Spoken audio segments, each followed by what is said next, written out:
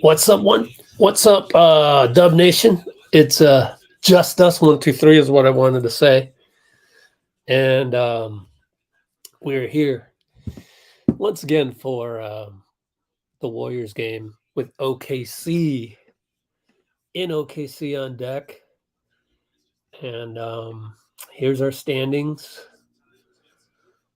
Not the prettiest, but we're fifth. Love to win a road game. There's a lot of topics I'd love to cover, but I think at 5:01 p.m. right now, I kind of want to listen to what Steve had to say in the pregame. And they went, can I even read that? Let's see. 6:49. 7 minutes. Let's go ahead and listen. I think so. They're out warming up, and we'll see. Depends on how the warm-up goes. I know he's about 2.5 assists per game, but his turnovers are just extremely low. And given the way that you all utilize your bigs as kind of transfers, how big of a deal is it for him to be such an efficient player like that? Huge deal. He's one of our most reliable players in a lot of different ways. But we are a high turnover team. And so we need to have connectors out there, guys who understand the value of just moving the ball on, not trying to make a spectacular play every time, and just understanding the role that he plays. So it's all factored into why I trust him so much, because I know everything that he does translates to winning. Against high-level defenders like Loon, Dort, teams, coaches often talk about making sure that guys aren't stagnant. Is just the sheer stamina of your top players one of the biggest attributes that they have, is just the ability to be on the move constantly through possessions? Yeah, I mean, Steph and Klay for years have been at the top of the league in terms of, ground covered per game. It's amazing watching them, at both ends, the energy that they play with and the energy that they are able to sustain over the course of the game. But I also believe that running without the ball is less taxing than dribbling the ball. And so I think they would probably agree with you. If you're dribbling the ball and you got a guy hounding you and defense is loaded up against you and they're trapping and blitzing, that's really tiring. So for our guys to be off the ball, running off screens, even though they're covering a lot of ground and showing amazing endurance, it's also a different type of activity that I think they would tell you is a little bit easier than pounding the ball. Who in your locker room do you think has the best sneaker collection? Best sneaker collection? I'm the wrong guy to ask. We always have a separate locker room. I don't wander in there very often. It's not Raymond, I can tell you that. He wears those white ones almost every game, and they're just vanilla. There's just nothing to them.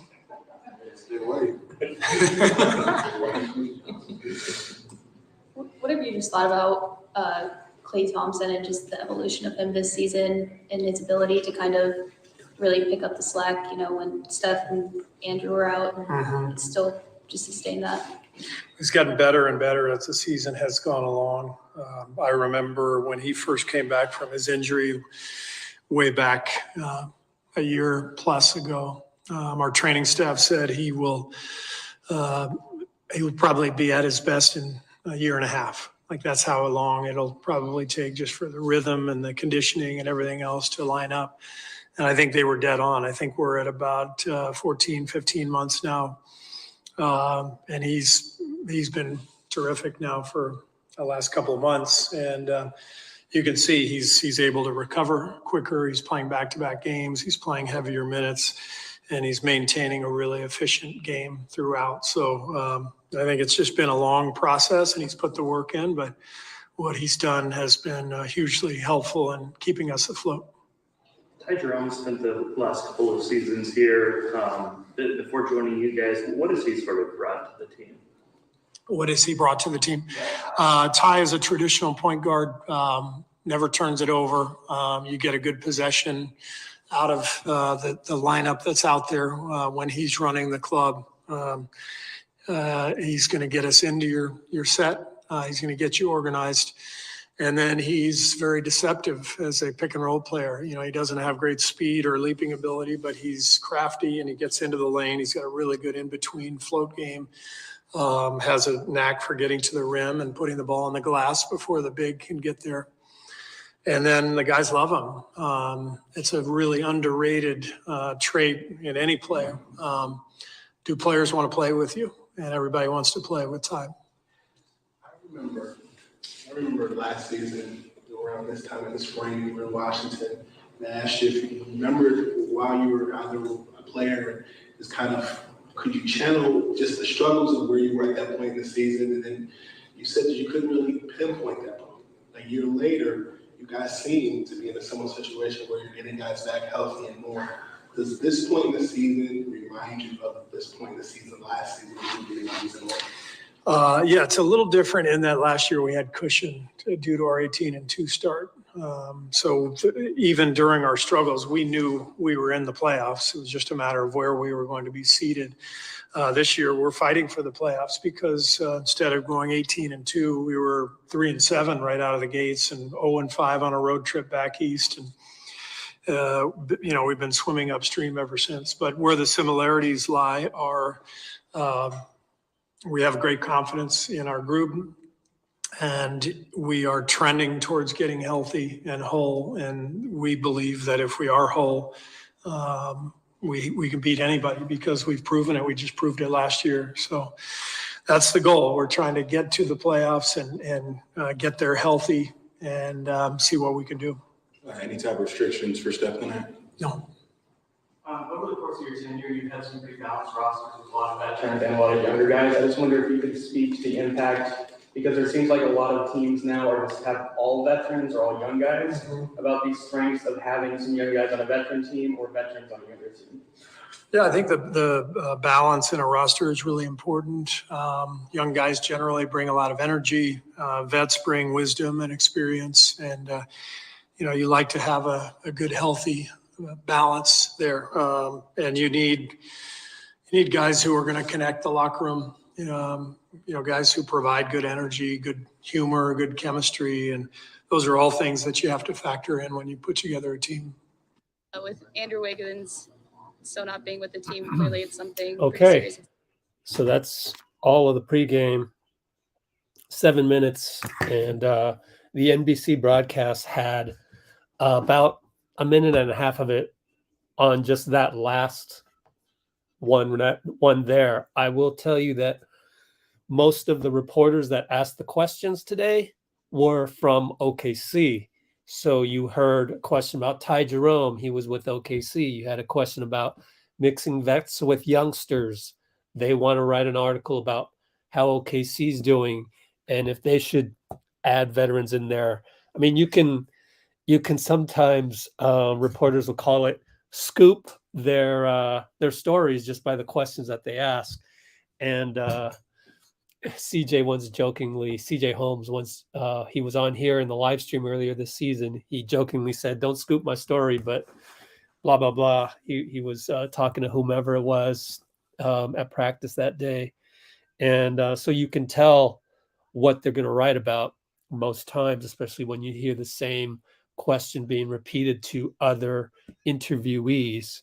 And so you got, you know, on the constant ball movement of the Warriors, you know, our beat writer doesn't need to ask that question because we live and breathe that every day. So a bunch of OKC writers, and it's always cool to see, you know, what they're interested in and stuff like that. But anyways, we're back here. So that covered pretty much the first 9 minutes of this live stream. Right now, I will say blessed to be here and blessed to be able to have another Warriors game within 48 hours of the last one. Actually, it's been more than 48. It's been 55 hours, right? Because that game was at 5. It's been 53 hours. All right, I'm going to start the stream here. Klay just faked the shot to himself, and we're going to tip off. We got the Winter Soldier, Steph Curry, with the left arm sleeve ready to go. So I'm going to tip off soon, and why don't I go ahead and get the box score up? They've started 2 seconds ago. Good. I'm not that far behind. OKC won the tip. Why? Because Looney didn't tip off. He would have won the tip. No, just kidding. OKC has a small lineup. Looney has a sore back, but he will play. He's available. Jaylin Williams for 3. Catch and shoot over Donte. Good shot. So we're starting Donte. We're starting Kuminga instead of Looney because they're small. Their biggest guy is Jaylin Williams. Jaylin Williams. Is Jaylin? Oh, Draymond with a runner. Let me just remind myself. Jaylin Williams from the Arkansas one, I believe. Shai Gilgeous-Alexander goes strong to the hole against JK. Bucket good, so they got a 3 and a 2. They got Lou Dort back guarding Steph.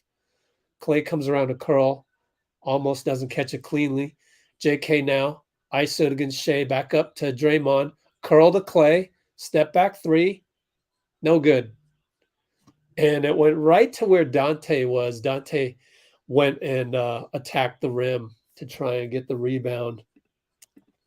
They'll launch a 3. No good. I guess they were feeling hot. Let's see.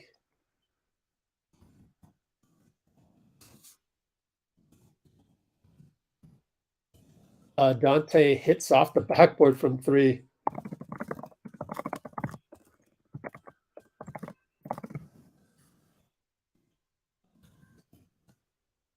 And a 3 by Williams. Jaylin, no good. Donte tips it to himself. Beautiful tip. Savvy tip. Steph over to Draymond, and he traveled on the fake. And you can't be doing that.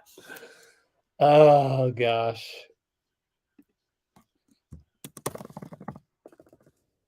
Traveling, so.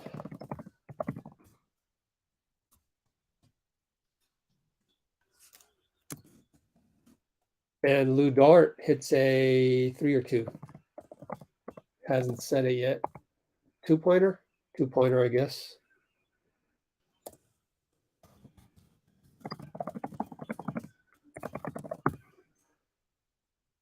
Uh, 7 to 2.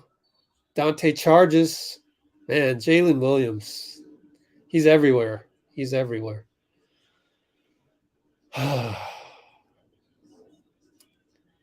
We'll see. We'll see how our defense holds up. Anyways, hello, everybody. Katie didn't get a chance to say hello. Who was the first? Robbie was the first. Oh, Shai just blew by JK. I'm going to have to clip that one. That was too easy, my friends. Too easy. And I guess we're going to call timeout.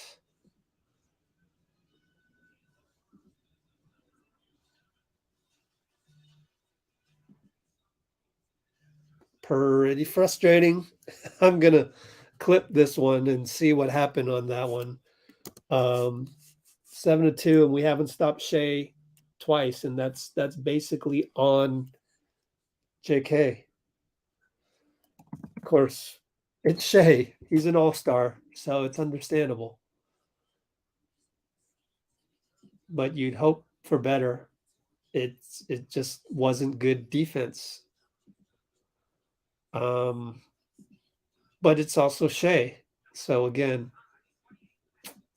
hard to be terribly mad at that. Let me airdrop it, and we can take a look at it since we're at commercial break, and maybe I might have enough time. But anyways, OKC 9 to 2, Q1, and sure enough, we start out bad. But of course, they're going to start out. Oh, those are the Warriors. You know, they're extra excited always. Let's take a look at that one.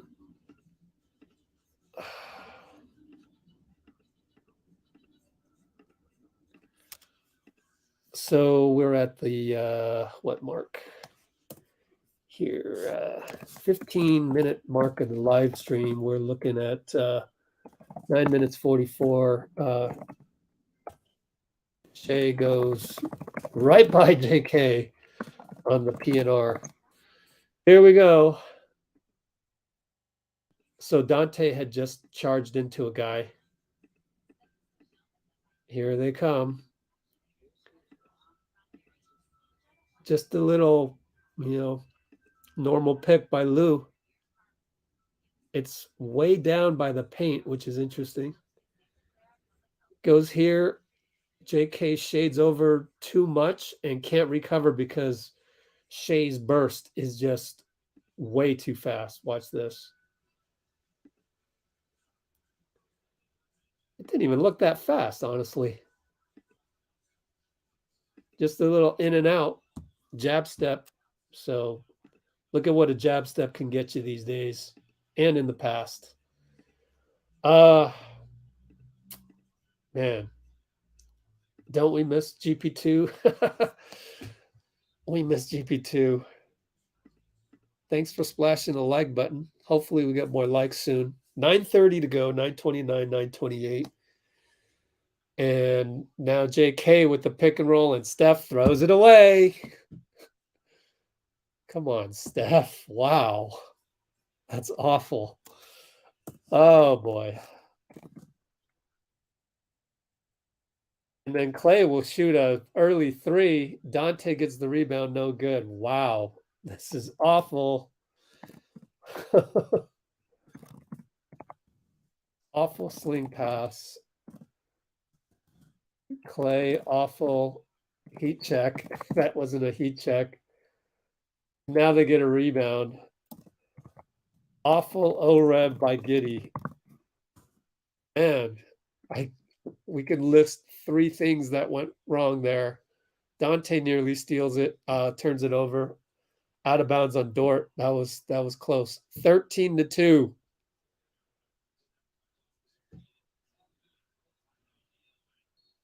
What a time to be rusty. Donte gets the ball. I mean, this should be embarrassing for the Hall of Famers. It's embarrassing.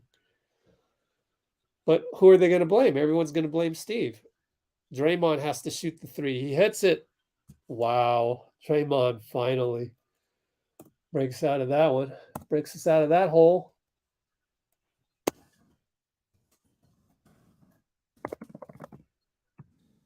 Breaks the trance. And they're sagging off. I mean, they're game planning us. Everyone's game planning us.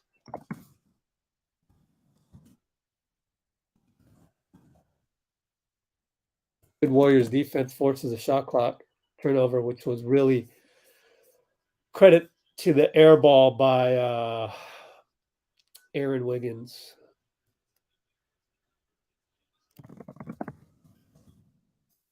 JP comes in. 7:58 mark. Mark that one down. In for Donte. Now we got pick. Oh, beautiful. Finally, execution. 7-minute 50 mark.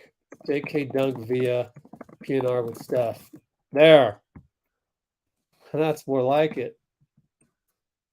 That's the greatness we're entitled to, I suppose. Or the Bluebird people will have you believe. Jordan Poole, pretty good defense. To Giddey, misses a 3. Doesn't sustain, apparently. Klay rebound, finds Draymond, attacks, misses the layup. Oh, my gosh. Wanted a foul, telling the ref. Now Giddey the other way. Swing to Wiggins for 3. Corner triple good. That's what you get when you can't make a layup. JP, down the lane. He makes a layup.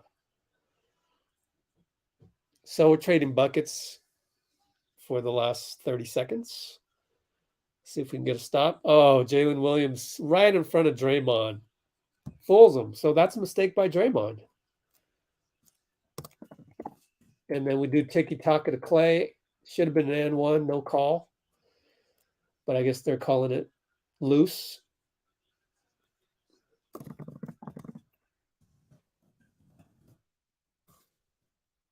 So yeah, I don't understand why we let him splash. Shai over JK. Charge. It's a late call. Interesting. Late call. 6 minutes 30 mark.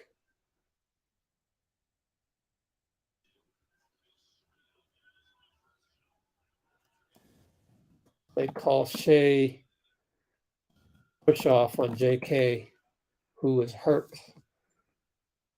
Took a shot in the face, I believe, and so that's why he's taking so long to get up. Tons of notes so far. If you look in my in the description, you'll see tons and tons of notes so far. What's up, Roland? Yeah, I think it's the rust of Steph. Already had a egregious turnover.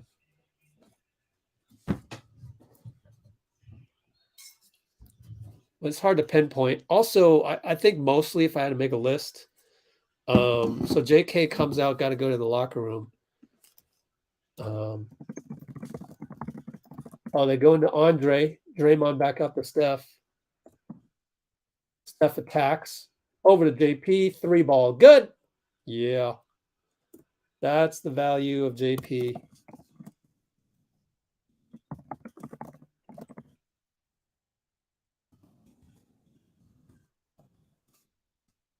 Elite scoring lineup. Giddey hits a 3 over Andre, who dared him to take the shot, just like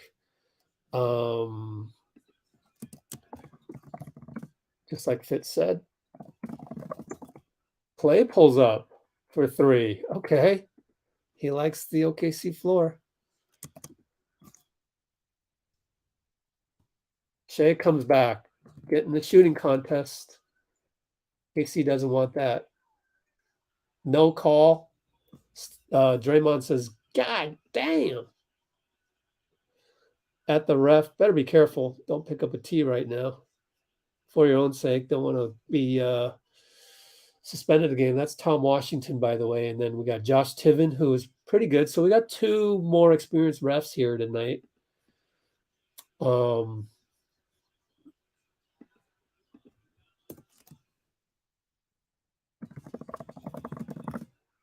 Steph for 3. Catch and shoot by Andre. Incredible. 22:45 mark. Is also the 5:15 mark of the game. Shai scores, I believe, on that one.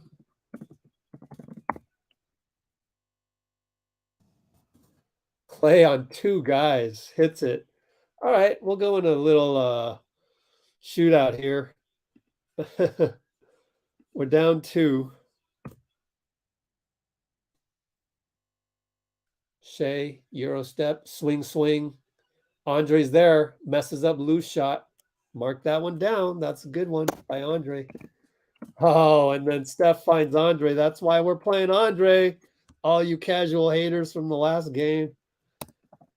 They got to call timeout. Andre, great D on Lou, corner 3. Steph, goat find. Goat dime to AI dunk.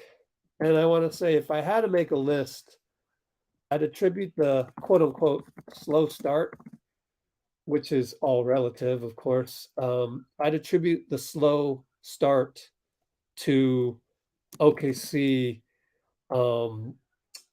young guys just getting up to play the Warriors. That would be top of my list. Then maybe rust by Steph and Dray not being able to finish.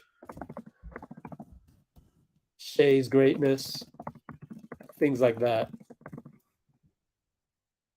But it's a long game, right? So it's a long game. And it is now 24 apiece. Q1 426. And that's That's how quickly we can score. I know, right? Iguodala dunked.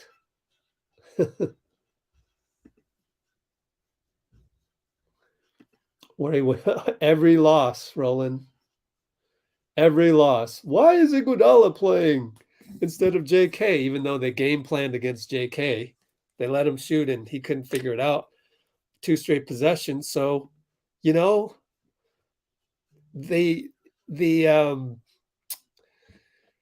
trust level starts to shrink when you screw up and you're a second year player. It just does.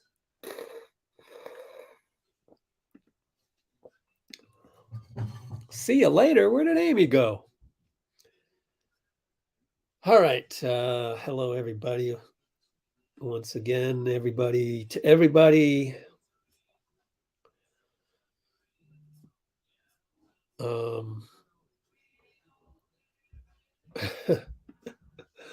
Thanks, man.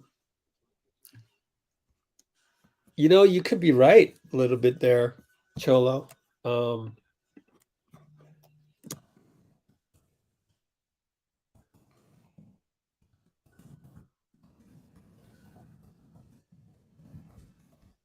Yeah, you want to pace yourself.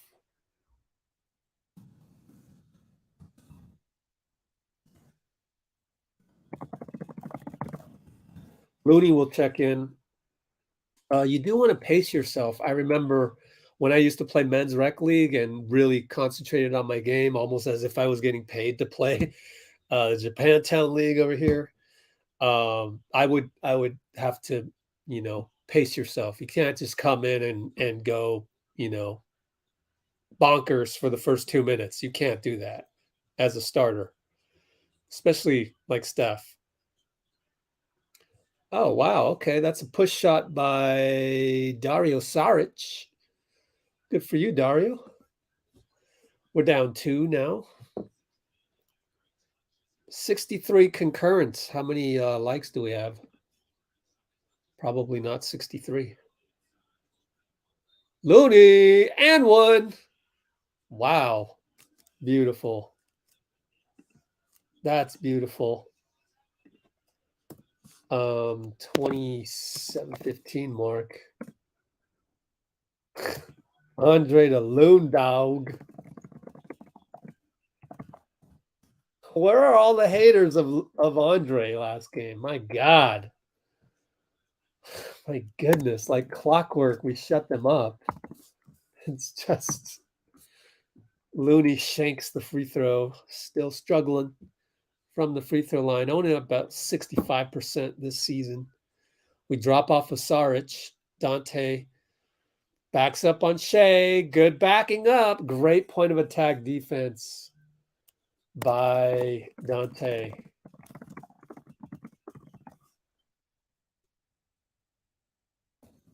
Play for 3 via Donte. Nothing. Dort fell down, but sort of by accident. It's funny. You fall down versus you close out. Closeout might have been a call there. And that's Isaiah Joe for 3. No good. Donte rebound. Andre trying to hand off. Bad pass to Klay on the split cut. And they miss a layup. They miss a putback. Donte touchdown pass Klay. Klay scores over Saric. Maybe Draymond should get some layup tips from Klay. Just kidding. Yeah, we're lucky they missed a layup right there, and that was Ousmane Dieng. Saric for 3. By the way, Ousmane Dieng, he can ball. He was playing for OKC Blue. I saw the Wiseman game in OKC, which he didn't play well in, and Dieng was awesome. Poole, Andre now 2 straight turnovers, surprisingly. Shai, and then Andre makes up for it, but dribbles out of bounds, unfortunately. Can't retrieve his own steal. So does that count as a steal, then a turnover, or just... Man, he only had Saric in front of him. could have just dribbled right by Saric, honestly. So, okay, stretch for Andre.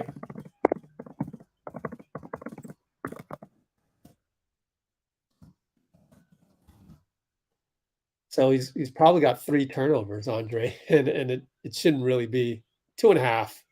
Isaiah Joe at the buzzer, and he gets a good box out rebound versus Saric. Klay. Hole didn't come up. Wow.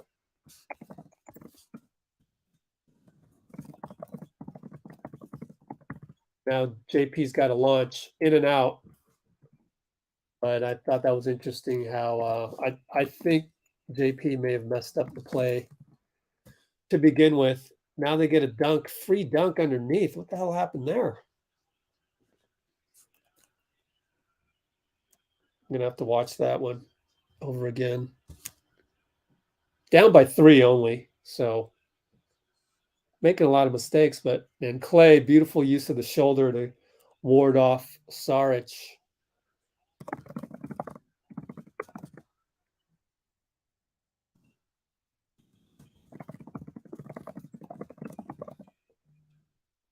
Dieng hits a 3.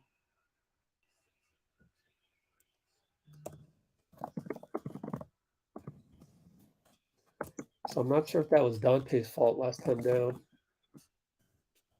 Donte will shoot a 3, no good. What are we down by 5? No, down by 4. Feels like worse because we had 1 spurt and then 2 dips. You know, this is part of that second dip. It's over Donte. Down 7, 22 seconds to go. Good shot. Klay was late on this Saric 3, I think it was. Huh. 40 seconds.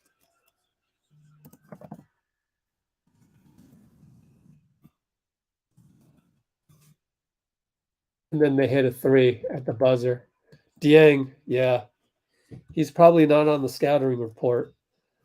That's too bad, but oh well. What you gonna do? So the 3 kind of puts the score back to where it feels like, which is we're down 10 in the Q1. 0-15 when down. Wow. Yeah. The band hammer. Yo, boy, I've been using that. I've been using the band hammer like Thor used to do the hit Mjolnir. No word on Wiggs, but I can tell you that his whole family, he's got 5 siblings, and they're usually pretty active on Instagram. I said this last 2 live streams. The Wiggins siblings are pretty active on Instagram. They have not been active at all these last 3 weeks. So if I had to venture a complete guess, I would venture that this involves the whole family. And the only Instagram post that has appeared, as I wrote on the website, you guys want to go check out the website or subscribe to it. Pretty much think it's worth your while. See, there's Alea, and it's in here. I say that I have not seen any Wiggins sibling post anything in a while. The only Wiggins sibling to post something on IG lately is Nick, who's playing pro in Iraq, of all places. So that's the only one that's posted in a long time.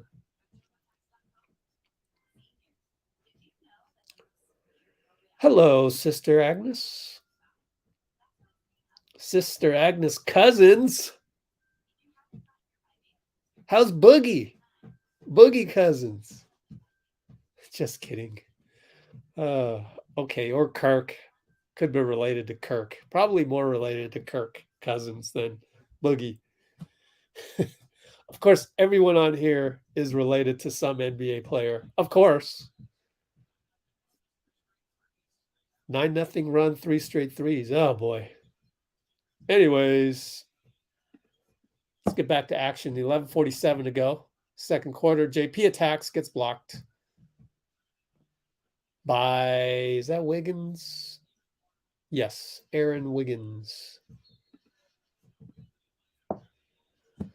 Fitz remind us no Anthony Lamb, by the way. Here we go with the tiki-taka over J Mike. 11:39 mark. Nice. J Mike 3 via tiki-taka. Charge on Dort. Good to see Steph and charge on Dort versus Steph. Love his positional defense, right? Love it.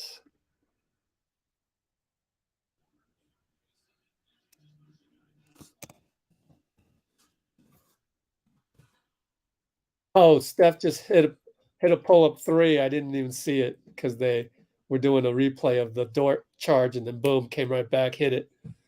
11:11 to go. We're down 4. Saric attacks again and scores. Guess what, guys? PBJ. PBJ is in there in the rotation, my friends. Wow. And he shoots. Back rimmed it in and out.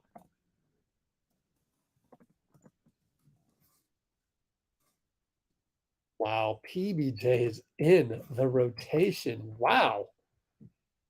I'm shocked. Pleasantly surprised. I like it. Anyways, Dieng finally missed, and then Steph with the GOAT ignition. He's ignited. Wow. Oh. GOAT alert. GOAT on fire. Out of bounds. Dort will keep possession. I can barely keep up with my notes here. This is exciting.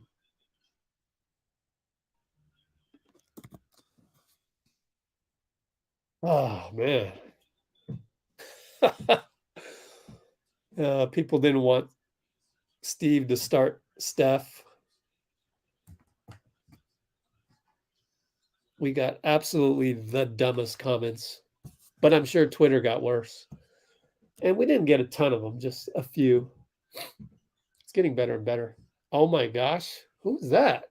They just missed the 3. Lindy Waters. Steph, razzle dazzle. Step back 3. Anya Dieng. Oh, missed it. I don't mind the heat check, man. Don't mind the heat check.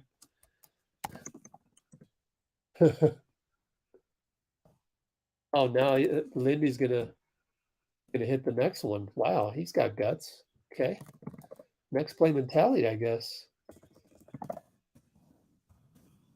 Oh, now Steph loses it, but he gets a call from Josh Tiven. We love Josh Tiven.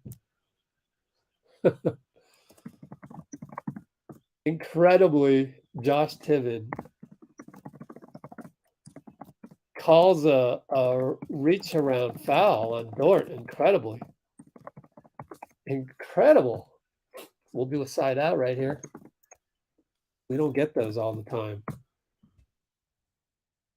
Is this live action? I think swing to JP. I wasn't sure if it was a replay because they showed from the baseline, which was not the most advantageous angle for us to watch play, but we did get a good angle that one time of JP missing the 3 on the swing. But those are, that's a good barometer of what kind of offense we want to generate. It's the swing. Swings we want to get.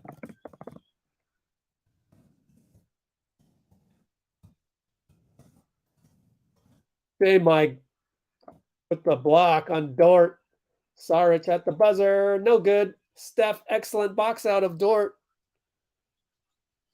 Oh, Steph just loses it to Dieng. Dort's going to get a layup. J Mike gets back and fouls Lindy Waters. Good job by J Mike so far.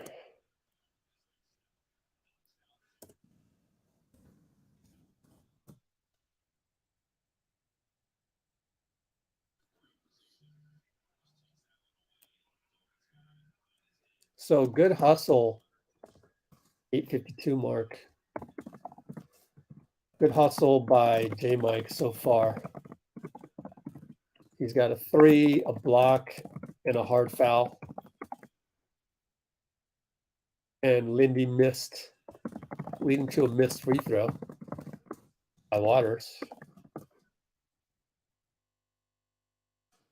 Here's a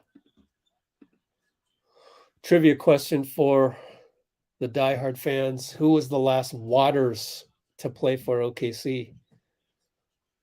2016, that'd be Dion Waters. No. Wrong. It's Dion Waiters. I just realized it. Trying to act like I planned that all along. Steph gets a turnover, but they're saying it got tipped, and Steph's like, yo. But he's not arguing vehemently enough. So that's off of Steph. I don't know. Maybe you call a foul, my friend. Couldn't tell if that was a foul or not. That's the thing is 8:40 to go. Are we timing out? 46:39 timeout. 8:40 to go.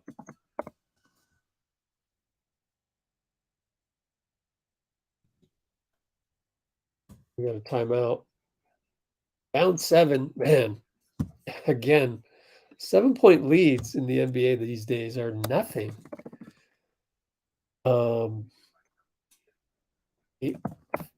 8 minutes 40 was Steph fouled. It used to be that refs would call a foul if it ended up a turnover after a reach-in. And in this case, by Waters. But I guess that's not happening this time. I'd love to see a replay. I'm going to look at a replay on that and check with you. I like YouTube TV, my friends. I like it. Let's see if Waters fouled him.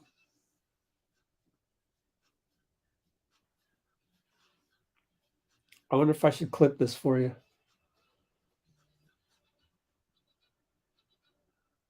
Yeah, I fouled him. God, man, that pisses me off now.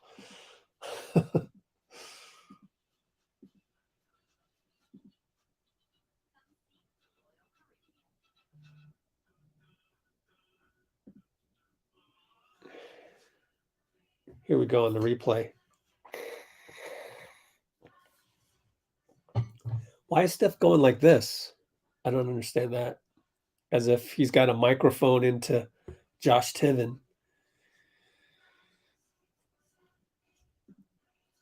Let me clip that one for you. Man, there's a lot to clip, my friends. It's a lot. I might as well just take the whole part of it and tape the whole damn game and clip away the parts that we don't need.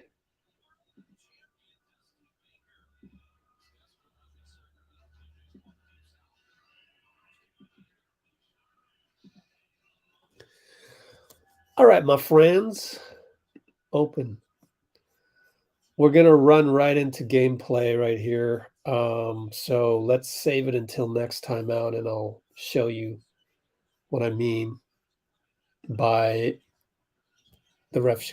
Lindy Waters and Ousmane Dieng are killing us right now. Waters scores a 3. I would love to see the ATO play on that. EBJ, short. Okay.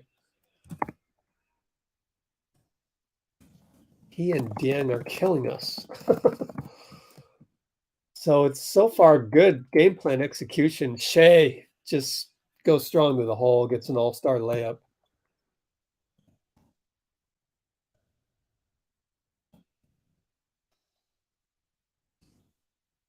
PBJ, another three. It's good to see him confident.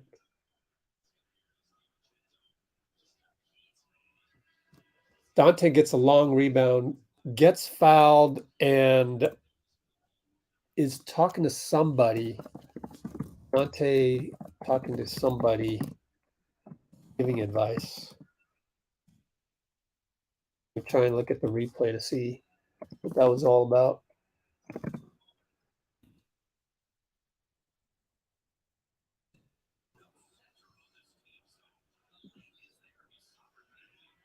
Let me see. It's telling PBJ. Telling PBJ something on defense, FYI.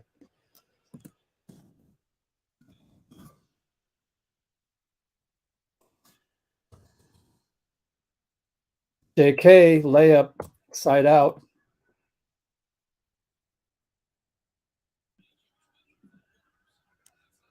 Clip that one. Tiki-taka from Draymond. 750. And then we give up a layup. Oh, man.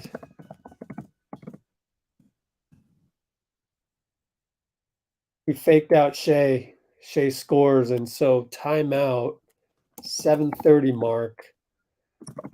Shai fakes out JK. Kerr timeout. Wonder how they adjust. Maybe they go box in one or some form of zone. Okay, that's what's going to happen. Because that bucket was way too easy. So the timeout. Let's see.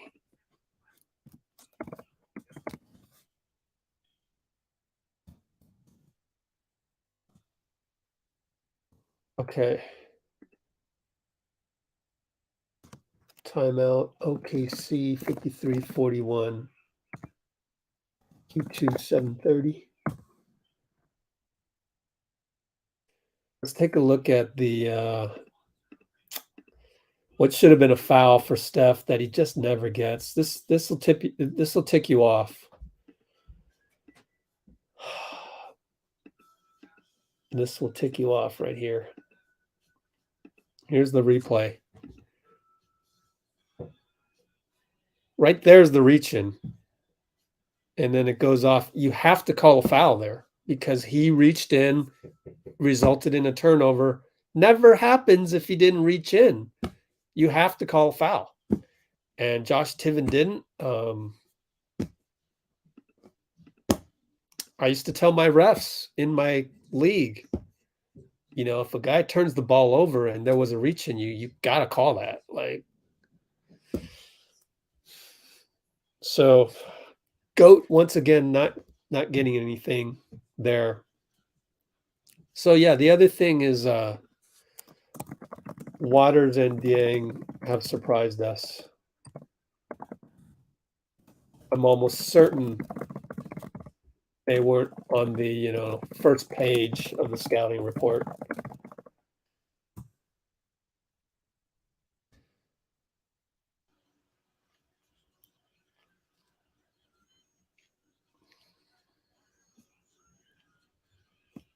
Yeah, bad defense, but I would also say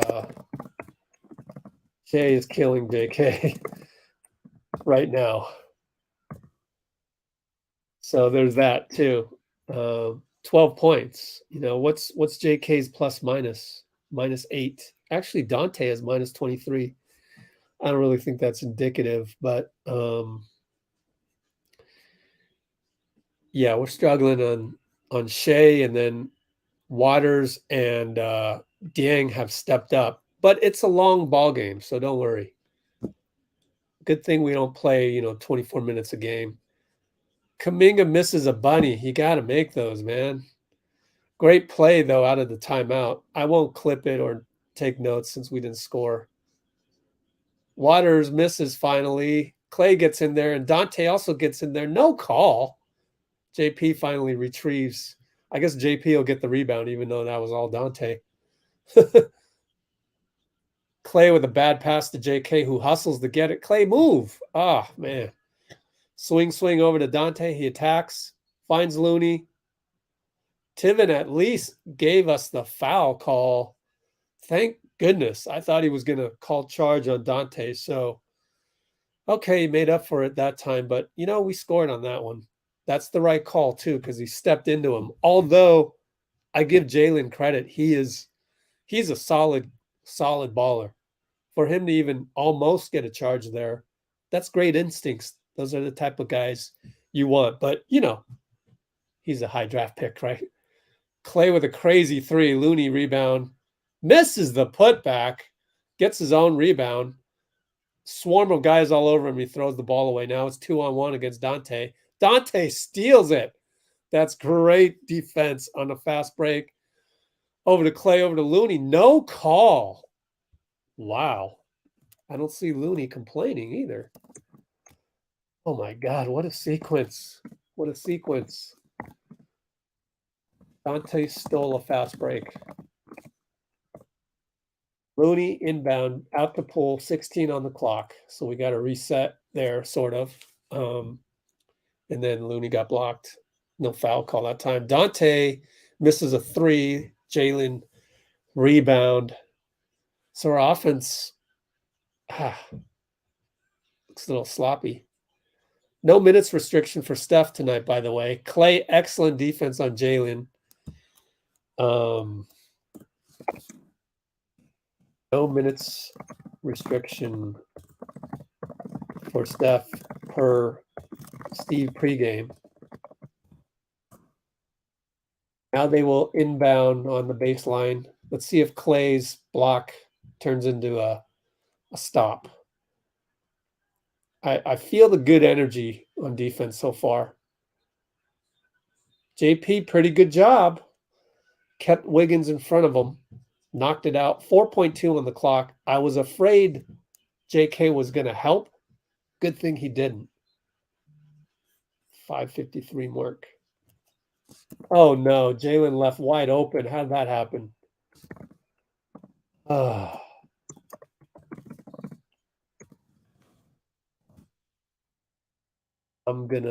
We just got fouled and we're in the bonus. Yeah, that was Looney's guy.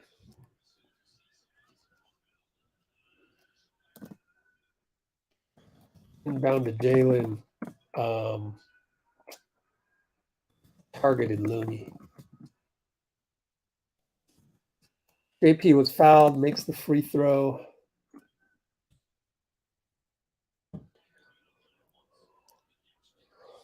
What do we got? We're down 13.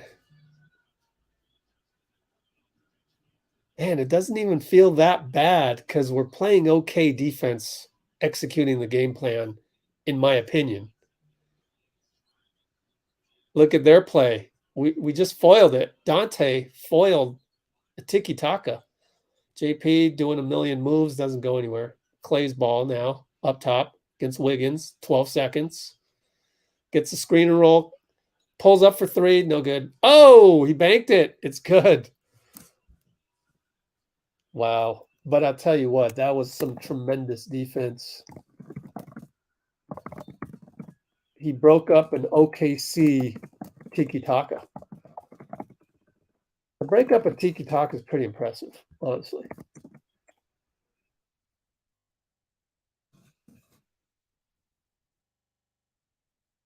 We'll take it, man. They were making threes from Dieng and Waters. We get to have a three that's not supposed to go in as well. Good job by Looney on Shai. He's underrated in that respect. Uh-oh, Jaylin over JK. No good. Tip by Wiggins, no good. Looney rebound. Klay, outlet to JP. Downhill, finds JK. Dunk. Excellent execution, JP. That's how you take advantage of your downhill ability. Wow, beautiful, beautiful stuff. And our defense is tremendous as Klay gets a steal. Oh, Donte missed the reverse layup. Would have been an and one. Great defense. We are witnessing some good defense. As I said, it's like we don't deserve to be down 13, which is now 7, could be 5 pretty soon.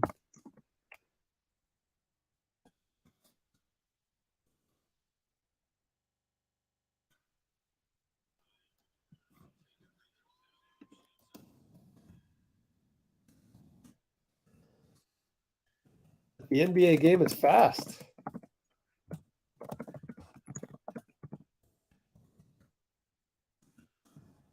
Donte free throws cut the lead to 5, assuming he makes this one. And he does. It went from 13 to 5 just like that. This game is so fast. So if we ever get down by 13, 14, don't get too riled up. Isaiah Joe misses a 3, but the rebound goes to Jaylin, and he feeds an extra feed from Giddey, dunk Wiggins. We want our Wiggins to come back and do that. 4:08 to go. JP, oh, the hesitation and 1. My goodness. That is so elite, my friends. Do you even realize how elite those moves are? Elite stop and go, man. Wow. And Isaiah Joe, nothing doing. Pretty good defense by freaking JP. JP, point of attack on Isaiah Joe. Now he'll shoot a 3. It's almost an air ball, barely grazed the rim. Can't believe what I saw from JP. But anyways, the 3 did not go in. And Shai wants to work on JK. No good. JK gets a rebound. Good job by JK. More a good point of attack defense. I'm telling you, we're playing pretty, excuse me, we're playing pretty well as I burp up my chips. Oh, gosh. JK. Good POA on Shai. Leads to layup by Dray. We are at the 56:45 mark. And they throw it away. We're only down 3. Steph checks in.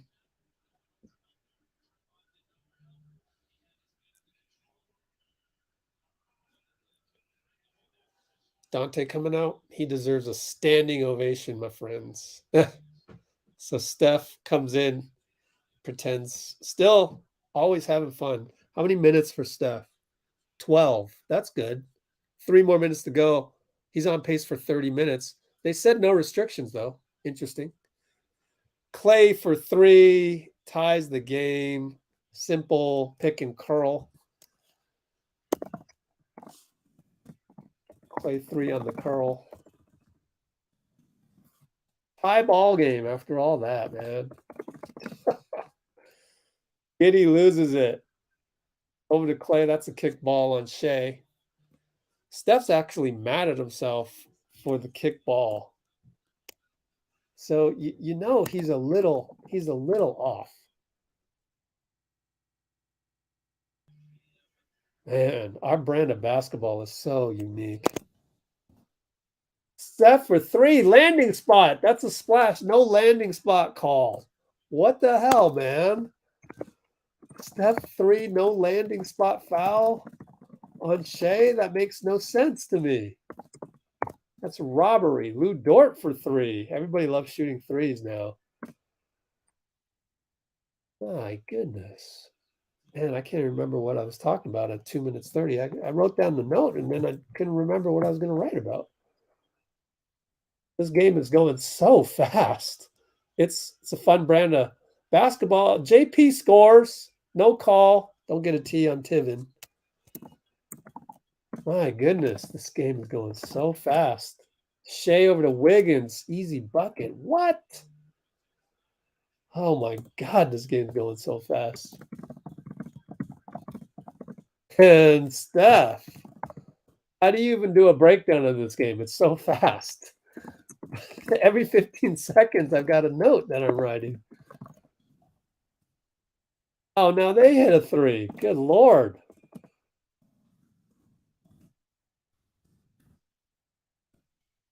Shai for 3. So now they're up by 1.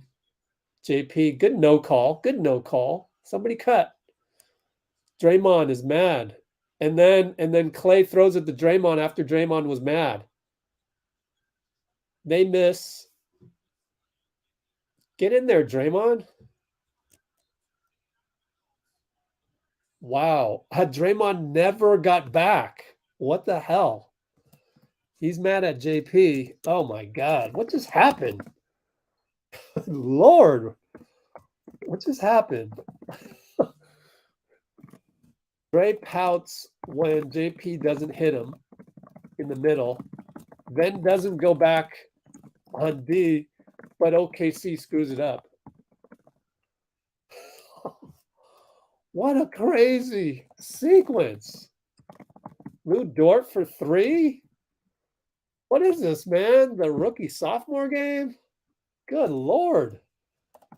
We're watching the rookie sophomore game. Dort for 3. Pull up. 2 for 1. What's that? Klay. Out the pool. Got to make that, my friend. Short. Klay gets it. Over Dort. No good. Dang. With 1 second left. Giddey's late. Halftime. What a game. What a game. I mean, if Adam Silver is watching this, he's got to be sitting back and going, you know, the whole Antonio Banderas gif.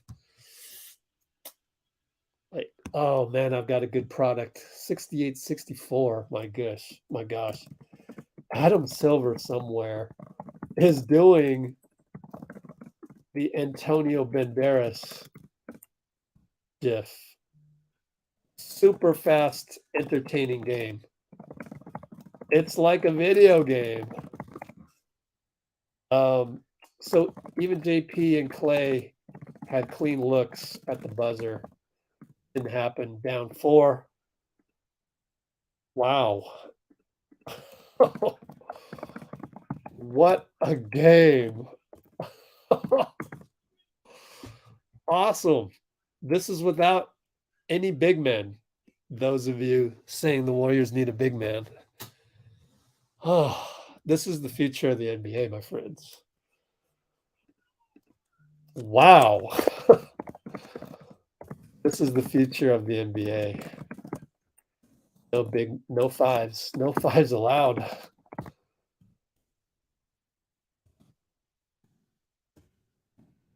What are they tweeting about this? This is just super fun to watch, but impossible to break down, because what are you going to do? Break down every single shot? They're going in at a clip of 50% for us and 50%. Exactly 50%. Incredible. 50% field goal shootings. Wow, the future of the NBA is right before our eyes. Who doesn't want this? You can't even do a breakdown video of this. Every clip is needed. Good Lord. Wow. But I almost wish every game was like this, because it's so fast paced. And I don't think there's a single analyst out there that's keeping as much notes as I am. Can you go and look at these notes? It's just ridiculous. Go to the description. It's absolutely ridiculous. We got 107 people on our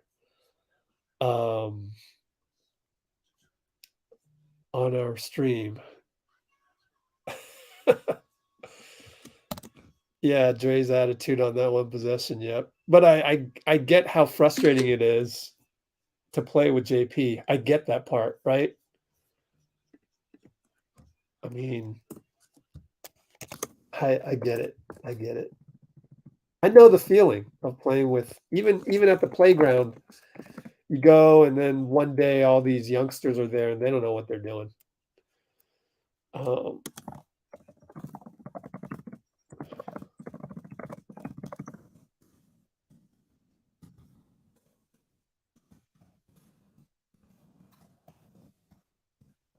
playing with youngsters who don't know really how to play the right way. The pickup playground. You ever get that feeling? I guess these days most of you don't.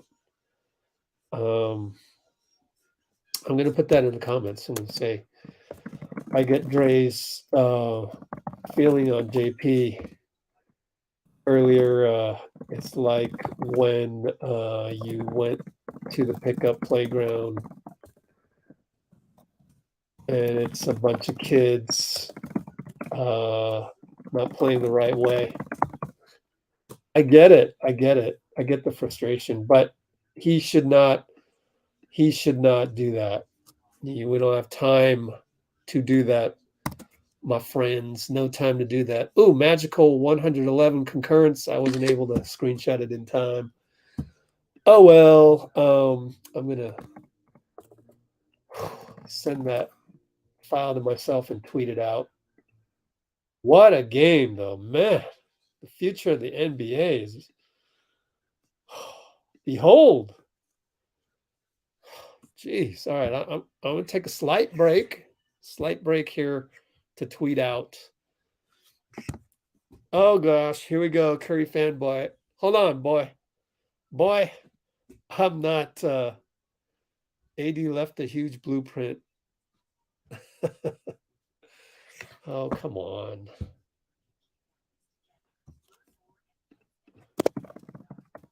You wouldn't be talking about that if JK had played better, although he is young. So, and Vitor has a good point. How about JK play better? How about AD not play so great? He hasn't been playing that great all season. He's not going to do that 7 games, all 7 games in a series. You guys put so much weight on one loss.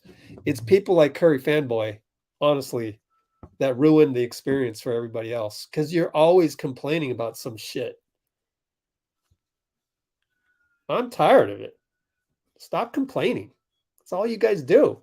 Complain. The rest of us can't process what we're seeing with your outrage.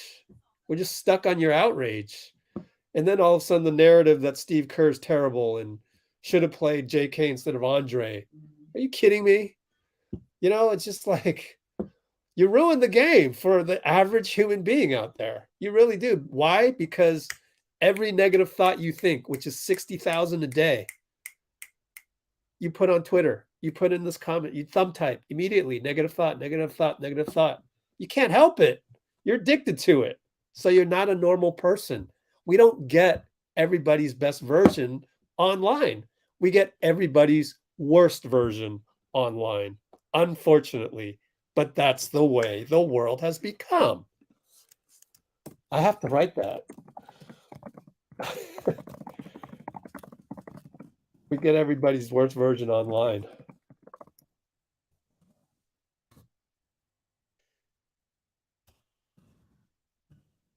Thus, it is impossible to observe the game and learn from what experts are doing. Experts meaning Steve Kerr. And understanding and applying that to actual experience.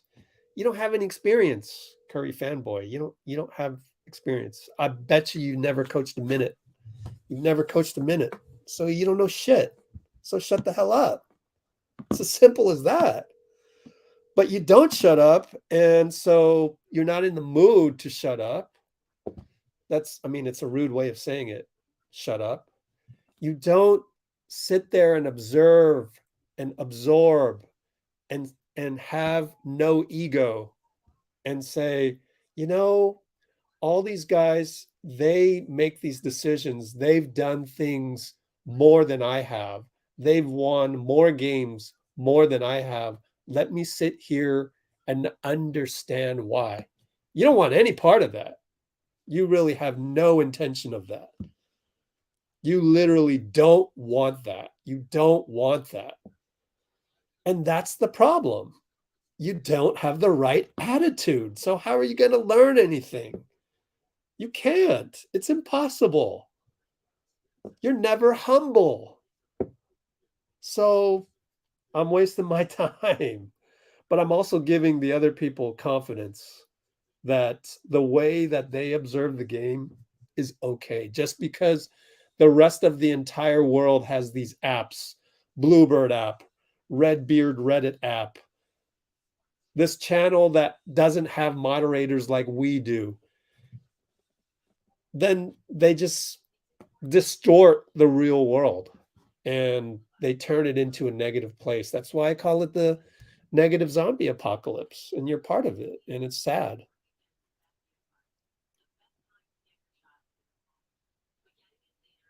So I'm going to tweet this out as I said I would.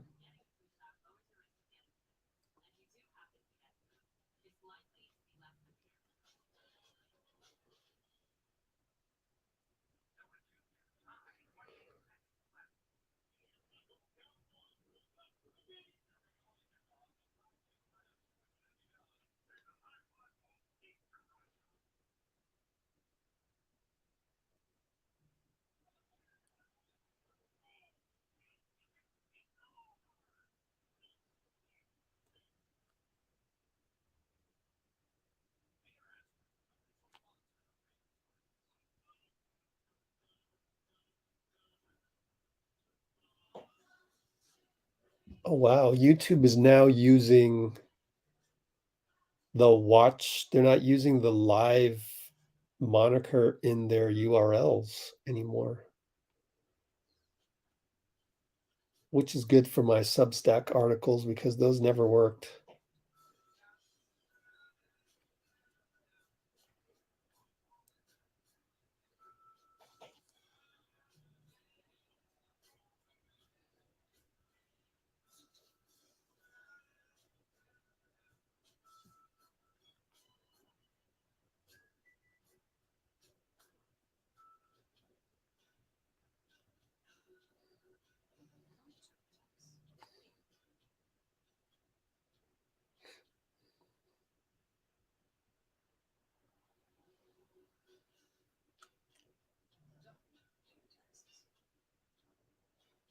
So those of you that stand with Fanboy and are like, no, I want to complain. That's my God-given right.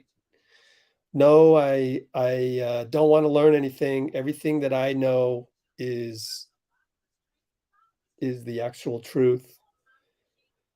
You're just never going to increase your knowledge. I'm going to do things like go look at the salary cap table. This is part of the reason why we don't have a Nick Claxton. We don't have a Rob Williams, those types. And that's also the reason why we're relegated to the Boogie Cousins. We're relegated to the Mike Muscala. We're relegated to the Nerlens Noel, who can't even move faster than Looney. And if they can't even move faster than Looney, then how are they going to help us? They're not rebounding today. No way. They might help for one game against Anthony Davis, but over the course of a 7-game series, Anthony Davis won't be able to keep up with our pace. He just won't. Plus, we have DPOI. If we don't have Draymond, then you'd probably have to go back to the traditional style, which is why probably Lacob is so, hesitant giving up Wiseman, but he eventually did. We got GP2. I know you stand with Fanboy, but you guys are wrong. You're wrong. When we oh boy, here we go again. Here's a guy. Let me guess. No, you call out people who messes up. Well, that's That's your loss. That's your loss. You don't, you have a freedom to go throw people under the bus on other channels, not here. You don't. I've made it so you don't have the freedom to do that. Or you think you do, you will, but eventually I'll block you, because the rest of us can enjoy the game when you're just throwing people under the bus left and right. In fact, the rest of us can enjoy the inside knowledge that we get just from people that I know surrounding the team, trainers, this and that, who are always positive. So I'm giving you some of that inside knowledge. You're going to get shut out of that, and you'll never feel the experience of what it's like to be tied to the team, whether that's Klay's trainer, whether that's Steph Curry's trainer, Andrew Wiggins' trainer, assistant coaches on the team who I shall not mention because they are on the team. And I don't even want the Warriors to know that I know them. You know what I mean? That way I can deliver you information as I get it. But I only want that information to go to the positive people. I don't want the people that throw people under the bus.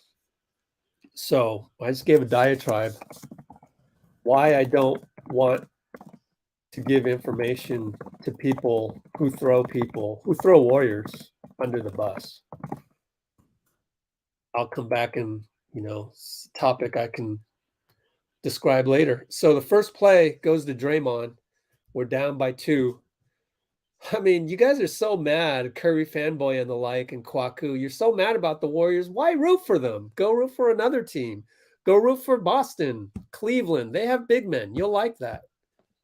Why root for the Warriors? You have your choice. You're always outraged. It's like ridiculous.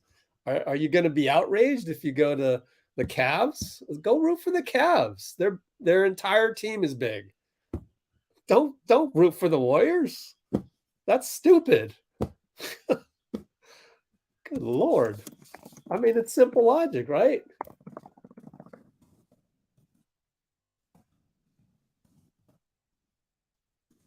It's stupid to be outraged all the time.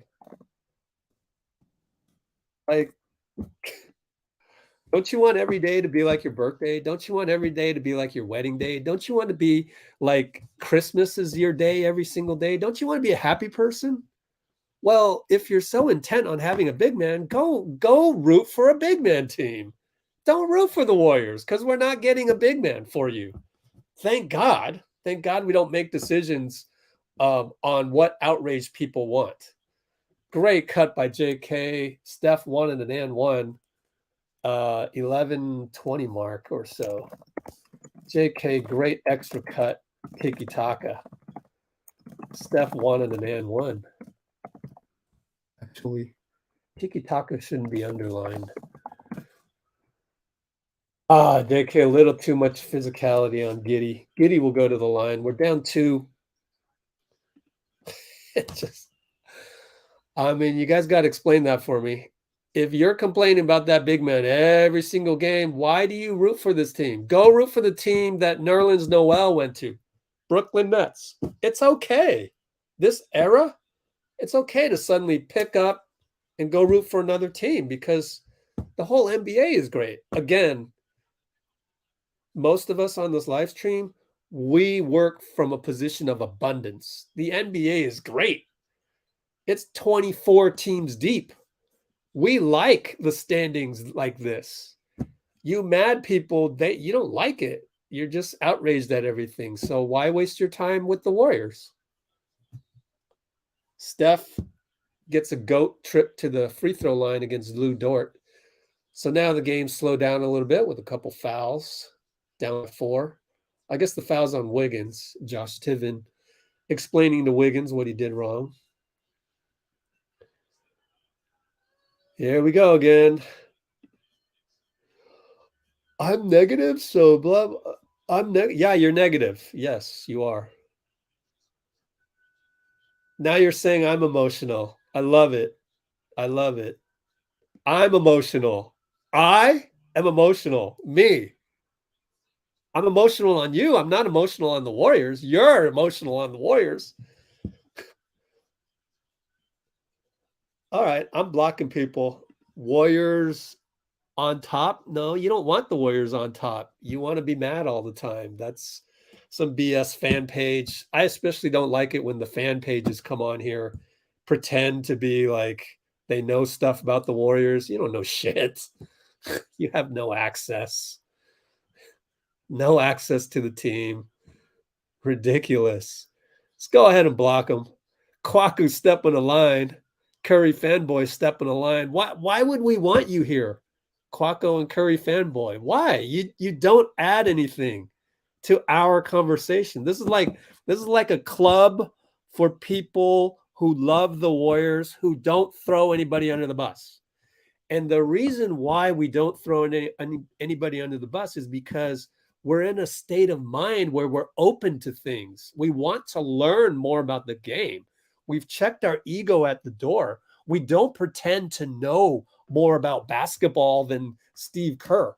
We don't pretend to think that every team needs a big man when the Warriors are the only team that are like this in the NBA. You could count Utah and the Spurs, but they don't have the personnel to execute the tiki-taka. I've said that before. Every live stream I've said that, yet Kwaku and Curry fanboy, same people come on here. Same people said, oh, we need a big man. Just refuse to learn. Donte with the veteran drive and dish. We're down 2. Good execution. I don't think OKC can sustain this for 48 minutes. I think our defense will wear them down. If we continue to play great defense, which I think we will, JK kind of gave up there. Now you see the difference between JK and Wiggins on the point of attack. Right there, that was a good example with 9:40 to go. JK lets Giddey, Donte for 3, catch and shoot, turn the corner. Wiggs has the ability to block that shot. JK doesn't have that yet. He can do weak side, but he can't do on ball.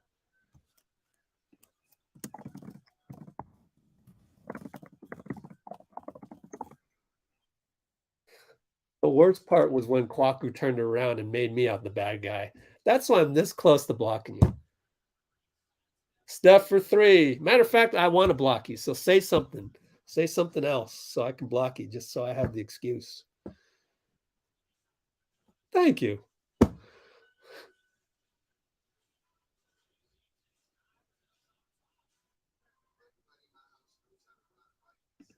The worst part is when the negative people turn something around to make it like, then they label you. That classic move by Trumpians. Classic move by Republicans. Anyways, GOAT just put us up by 2.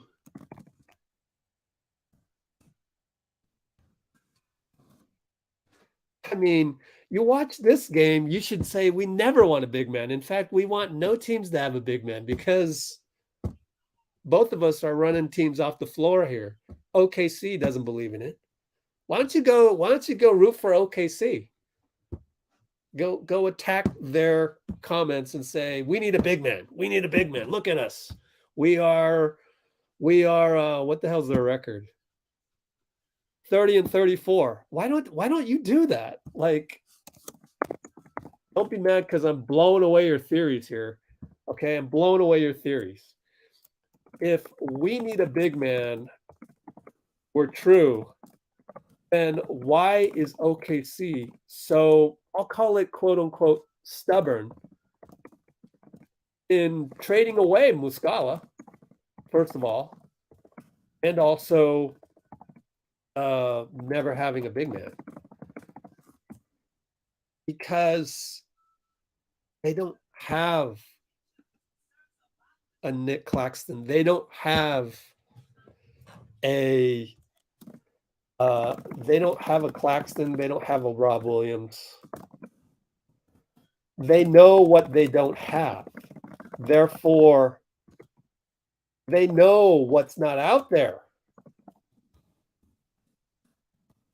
Therefore, they maximize their program, their identity. And they have also embraced small ball.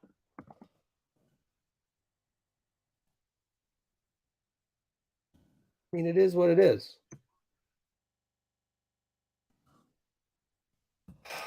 But it's okay. Paint me as the bad guy. Suddenly I'm the bad guy. That's what all these evil people do. It's evil. You don't realize that it's an evil thing to do, and you're going to hurt somebody someday. Me is fine because I'm nobody to you, and you're nobody to me at the end of the day. That's fine. But someday you're going to label somebody. You're going to judge somebody you love, and you're going to hurt them, and it's going to hurt your relationship because it's a habit of yours being a negative person. Anyways, we're back. 8:45. Life tips. I'm warning you. You're going to end up doing it. I used to be you. That's the thing, is I know. I used to be you. Dort loses it. In fact, I think Donte got a hand in there. Finds Steph on the fast break. We're up by 4. 125 mark.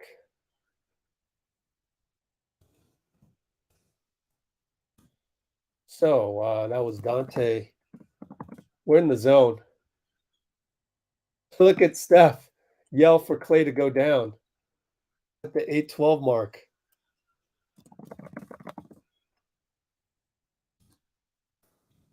Steph yells at Klay to stay down on the zone. That's when you know you're dedicated, right? I love seeing that. I love seeing that because Steph didn't do that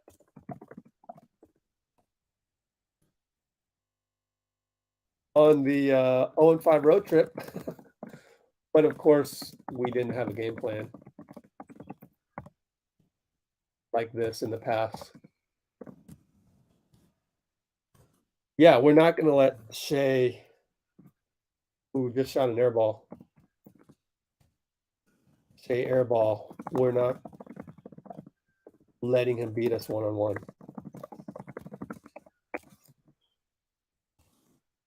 Uh-oh, Draymond's lob pass goes way off.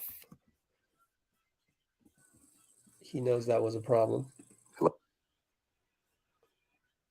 Meanwhile, my stupid Apple Music turned up out of nowhere. I don't know how those things start. It's frustrating to see that. 127 mark. Kuminga misses. Donte, good try, but here they come. Shai, 2 guys on him. Tries to go by Klay, foul on Klay. But good job by Klay to never let Shai turn the corner on him. We're up by 2. Shai will go to the line. 8:06, 7:06 to go.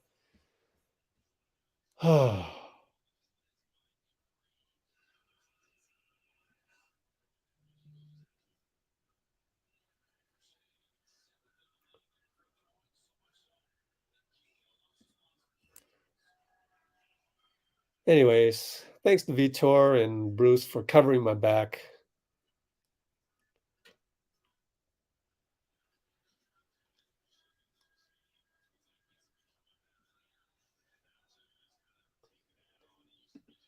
I guess they can't handle the pain of loss.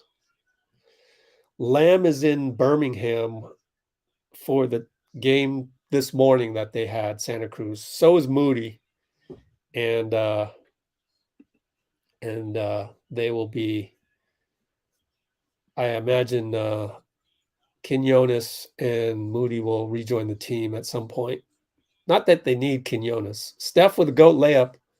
So it was tied, and then now we're up by 2. 6:47, 6:46, 6:45. What kind of foul is that? Steph can't believe it either. Bonus. Oh my God, what? You can see Steph's dedication. He cares about these ones. Wow, that was a ghost foul. Ghost foul on Loon. Steph can't believe it. What the heck was that? All don't lie as who is that at the line? Anyways, he misses. Lindy Waters, number 13. Iguodala in there for Draymond. Was it Lindy Waters? No, Osman Dieng. My fault. Lindy's smaller.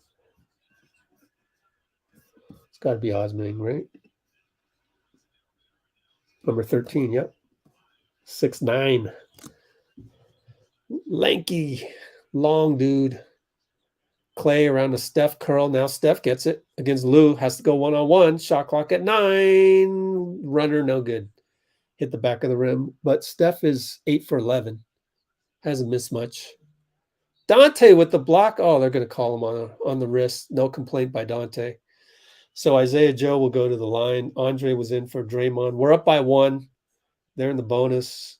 Sorry, it'll be Aaron Wiggins at the line.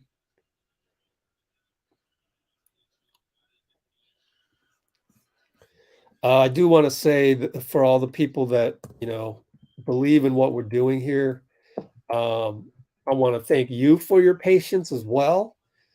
Sometimes I just got to go through that to reinforce our beliefs here. Sometimes you kind of got to just go through that. And it's almost like kicking the tires, checking that they're, that they have it's that they have good air pressure and everything. It's kind of like that.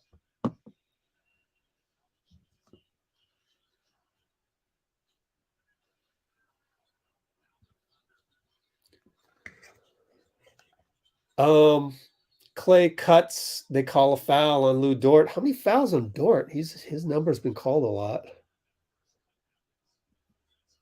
Where are you, Lou? Oh, they spelled it Lou Gwentz. 3rd foul. I was looking for a small first name. Didn't find it. Anyways, try and enjoy the game from this point on, man. I love the pace. I love both teams utilizing tiki-taka. Klay, Looney's going to get called for a foul on the screen. That's 2 fouls. Let me watch the replay. Are they going to replay it on NBC? I doubt it. Let me watch the replay. Okay, it's tiki-taka, yeah, and there was a little bit of acting involved by Shai, so fades away on Steph on that one by Shai. Good bucket. They're up 3. And the fouls have slowed the game down. We don't want that. JP, Looney, nothing. Andre up top to Looney. It goes awry. Klay gets it, and Klay gets it to Looney for an and 1. Thank you, Klay, man. Hasn't Klay played a nice little game here by Klay? Nice game so far. Tapped it to Looney unselfishly. For an and 1.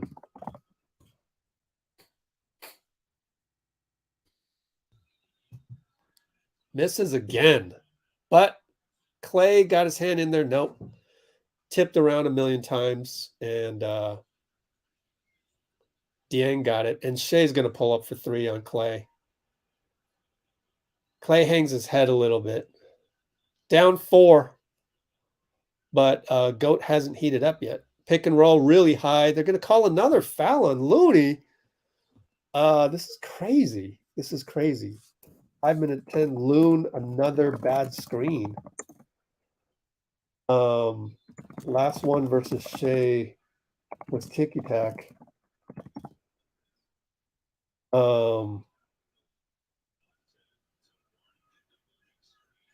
I don't think there's enough to overturn it, even though they're going to challenge it. 5-10 down 4. 5-10 to go. I don't think there's enough to challenge to change it. I can clip it for you. I don't know how much good this will do.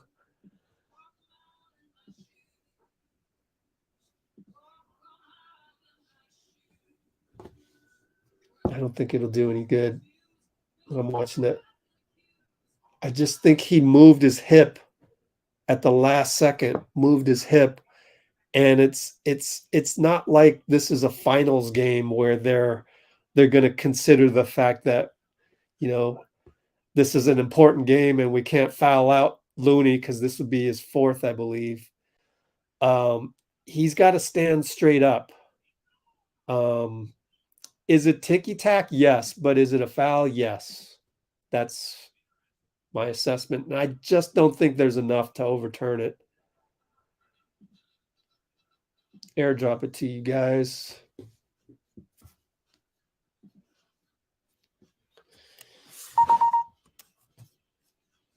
So I don't think you can call this in a playoff game, but I also think that technically it is a foul.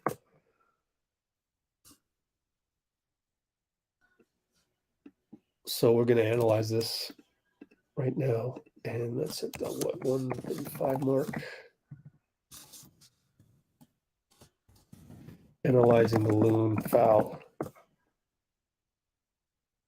Look at it.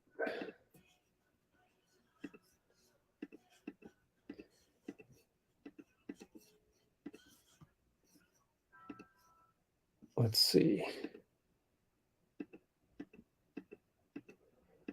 Here's the real speed of it. Oh, here's the thing that's the problem with it. Not real speed. Sorry. And I got to chop through this because I don't want to get demonetized. So you're going to see his hip move out just a little bit, and you've got to stand still. So you see the little move there. If he had let Lou come into him, that would have been better. And there's no way this is going to get overturned. I understand how it should not be a foul in the first place because it's a playoff atmosphere. There's no way we're winning that one. So how many fouls? 3 fouls, not 4. See, look at this. Just the subtle little, shift into the body. You got to let Dort come into you. Then he'll get the foul. Dort goes vertical on Steph on the attack in the paint. So now we're down 6. We haven't gone in that defensive groove yet. And Steph decides not to launch there. Finally, we got Lou on the foul. Maybe it was worth taking a challenge just to get Lou to foul there on the Looney screen. So doesn't matter. I mean, we got to make our free throws though. How many have we missed? 6 for 8. Steph for 3. And halves the lead down to 3. 90-87, 4:30 to go. Lou gets by JP. God, you're on the help and you let him by. It just that's bad point of attack defense. It's frustrating as a former coach to watch this.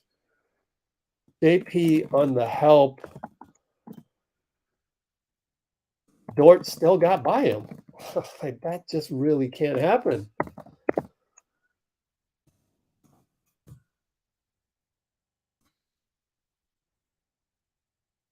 What's the free throw count? We only got 8 and they have 16 after this one.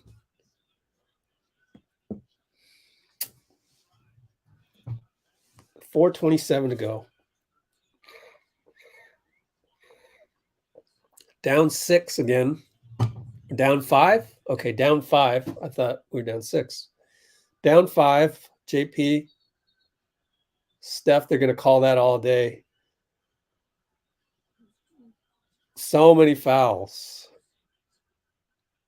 It's slowing the game down. Let's see about this one. Steph bad screen. Foot got tangled. Fouls are slowing the game down.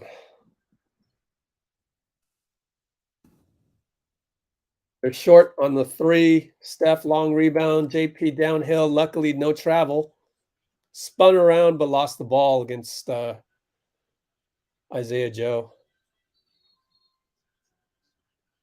And then Joe palms the ball. Or it was a bad foul on a bad screen by Lou. Is that 4 on Dort?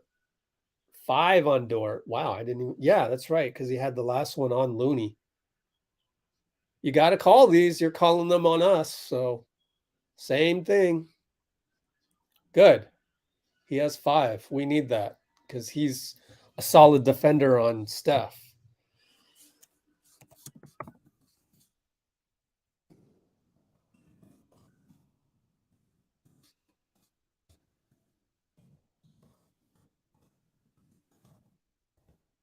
So who do they got on Steph? Okay, they got Wiggins and Giddey held JP, no call. Over to Steph. Running out of time. 6, 5, 4. Got to throw it up. It's short. That wasn't a good sequence. Here comes Giddey. Finds Saric. Extra pass. Travel, no call. Steph was there to knock the ball out. Great positional defense by Steph, as usual. I mean, that's a travel.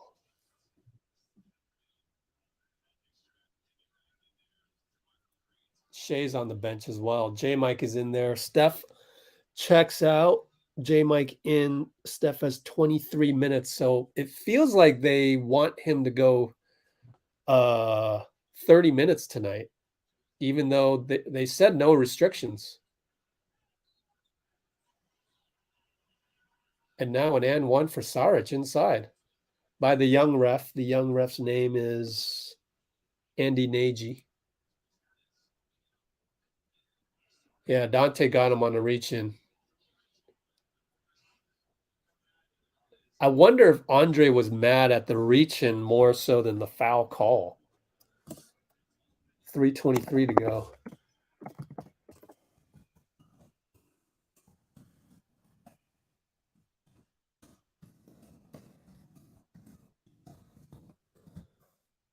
Now Klay and JP and Donte have to do something. Donte decides to get 3 back, but missed it. Got his own rebound, luckily. That was a little ambitious, in my opinion.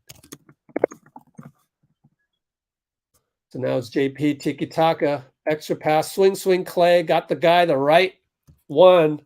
Credit J-Mike for jumping into the fire to get that one. Klay 3 via swing via J-Mike. Cold off the bench. Giddey hits a Giddey layup high off the backboard. Not bad. Over J-Mike. Down 7. Feels worse than 7, though. JP dribbling a little too much. J-Mike fires because they leave him open. No good. Giddey brings it down, brings it up on Klay. He backs up. We got a switch. Saric down low. And he scores on Klay. A little bit too much. He clayed Klay because that's what Klay does. He'll use his body. Good job by Saric, though. So now we're down 9. Critical moments here. Screen by Klay. Luckily, they didn't call anything. Pass to Donte goes awry now. He's got far 3. Step back on Giddey. Way off. Saric rebound. So we're losing a little bit of momentum here right when the second unit has come in. Saric misses point blank. Scores, though. Got his own rebound. It's got to be a timeout. We're down 11. 101.90, 137 in Q3. Plenty of time left.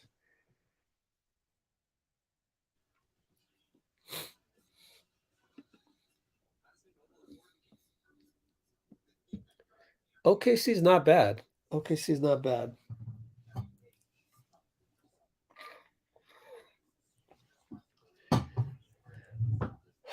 I think we fouled too much. We just fouled too much, and it's slowing down the pace. It's so much slower. Like, what's the box score right now? How do I look at the box score? Is it play-by-play? No. Summary?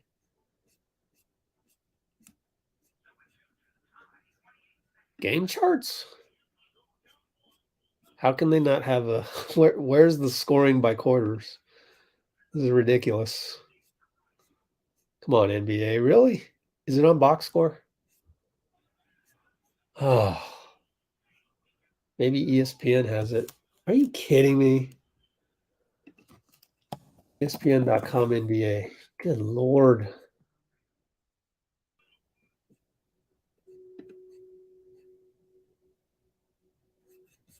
Gamecast. No. Box score. No. Where can I find scoring by quarters, my friends? This is unbelievable. Check the summary on the right. What's summary? Play-by-play? Dunk by Draymond on the ATO. Well, anyways, I believe this quarter we're scoring like hardly anything.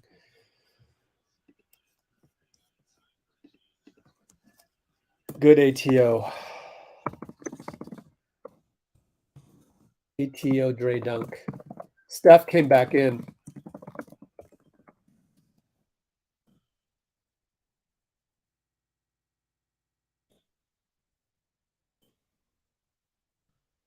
Let me check this ATO one more time. We're in the bonus, says J Mike got fouled. Hopefully he can make both. Let's see how our ATO work. Pick and roll Steph. Yep. Early pick and roll with the slip pass.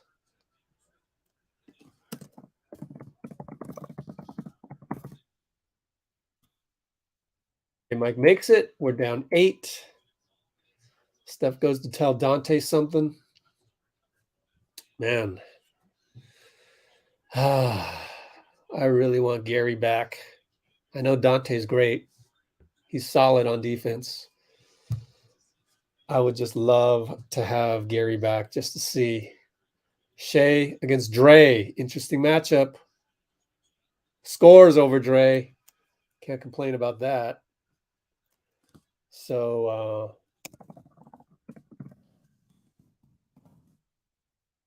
good job by J Mike to just score.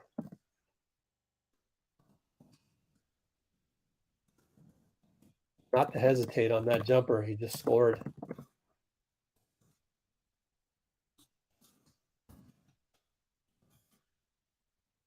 Hesitate. They're not missing. Shai again. 30 seconds to go. Steph double step back, nothing. Goes over to Donte. Post up Draymond. Donte sets a pick for Steph. 3-ball good. Donte, beautiful. 19 seconds left.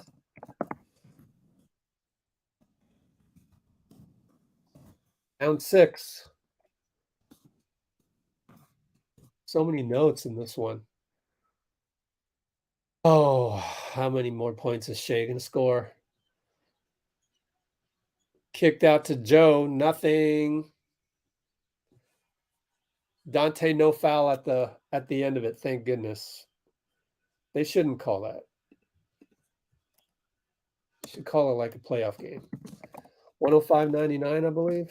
End of Q3.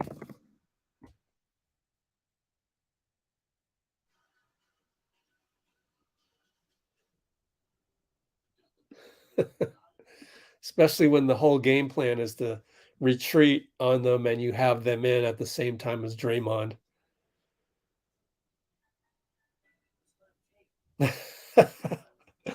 We're the problem. Cue the Taylor Swift song.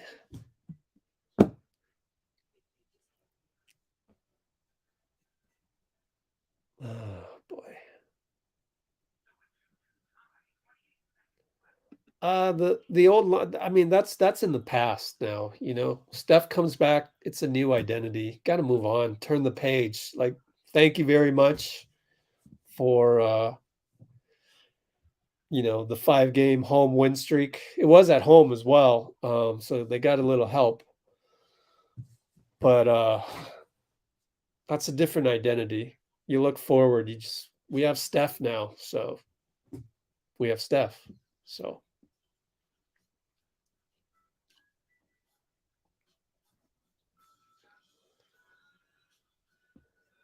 So anyways, checking the summary on the right. Maybe that was, summary on the right. Can't really go. Oh, there it is. Line scores. We really scored 35-37? Doesn't feel like it. It's that first quarter again, isn't it? Down 10, up 6, down 2. Wow, it's that we gave up 37 though. Huh. All right, now that we know them now for 3 quarters, it's time to lock in. Got to really lock in on this.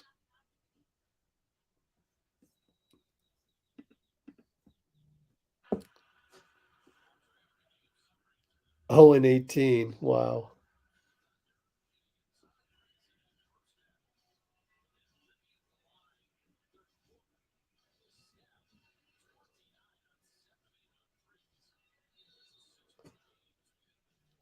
Can't wait till GP2 gets back. I hope we will dominate, but I know I've flirted with the basketball gods too many times. All right, Jaylin against Draymond. Draymond knocks it off of Isaiah Joe. Yes, DPOY. Hello. DPOY out the gate. Lovely. I think they interviewed Steve at the quarter, but I'm not paying attention to that. Steph attacks. Oh, no and one, but he scored and he's stuck in the cameras. Oh gosh, 5 on 4. Looks at somebody on the way. I don't know. Is that a fan? Freaking Aaron Wiggins. Who does he think he is? Andrew? Look at this guy. 13 points, 4 rebounds. Steph, way out there. Got it. GOAT is back, my friends. Timeout. Dag now. Oh, he senses the heat. Senses the heat. 107, 104, Q4. Wow, Steph. 11-14 mark, and they call a timeout. Heat check timeout. Heat check timeout by Dagno. Got a lot of respect for the guy, too. Love it. Love it. You love seeing the respect, don't you? Always the best feeling. That is just crazy. Steph has 34. Good Lord. Oh. Let's bench him, though. Let's not start him. Oh, gosh. Everywhere else other than here. We're the 1% of 1%. Us 107 people, just us, who think that way. We're the only 107 people on in the entire internet of Warriors fans that was like, what?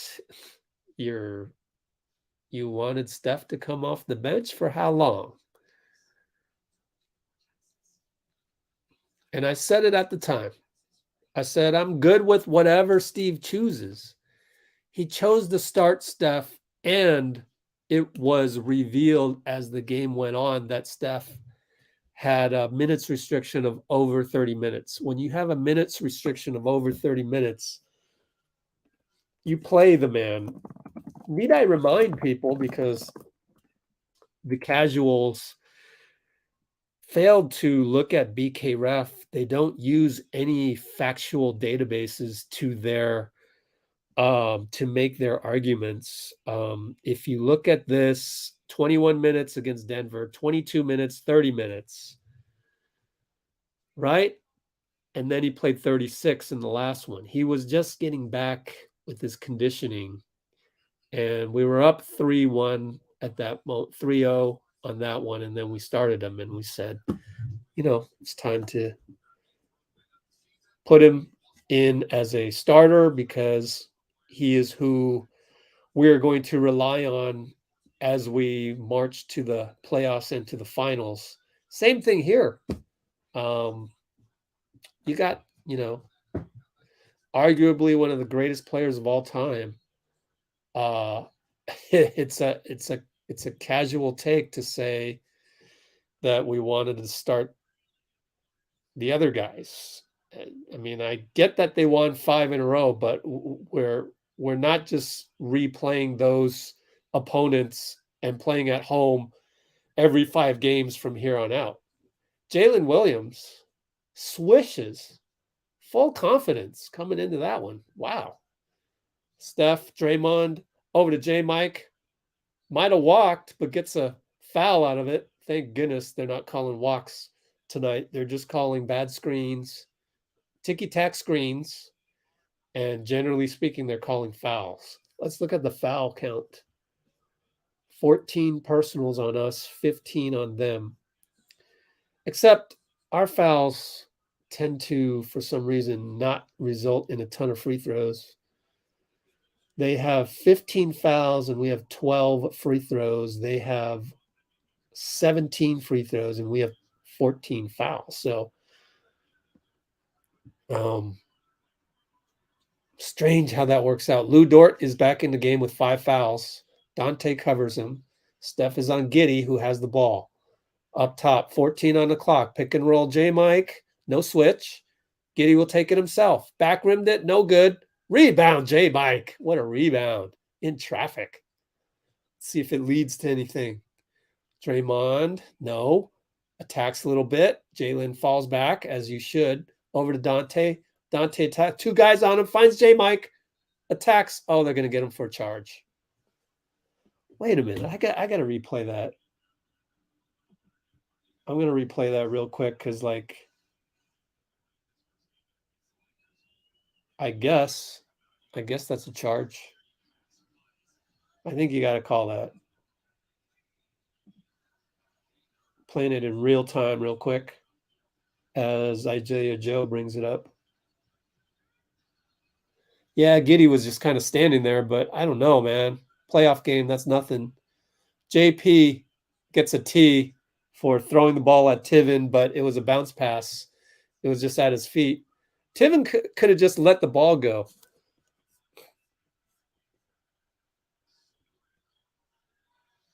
Dray goes over to say, come on, man, you shouldn't call that.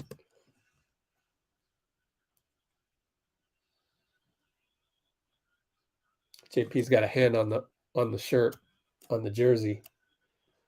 Well, 10 minutes to go. At least there's a lot of time. They miss it, so it's inconsequential, except that Jordan Poole has X number of technicals now. 10?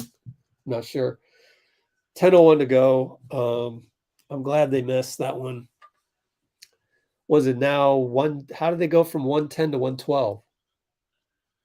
That's a ridiculous tech. I mean, he could argue that. You could appeal that one. Jalen Williams wide open, down low, gets a dunk via Giddey, I believe.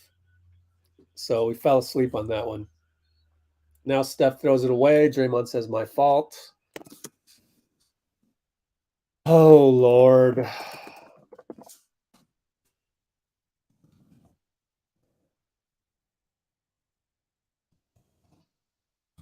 For 3, they hit over Donte. Isaiah Joe hits. Man, these kids really came to play against us. 114, 106, 927.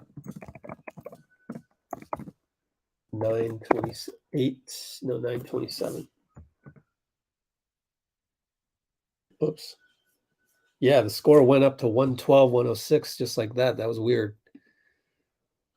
But anyway, let me see whose fault that was.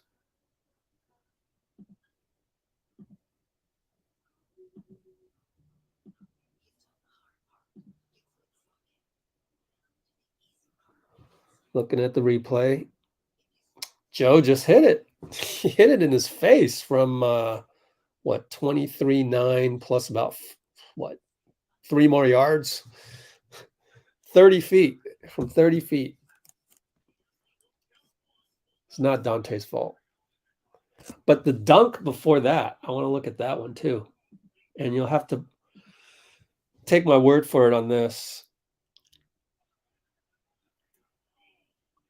Let's see what happens. J Mike's left covering 2 guys. Somebody was late on that.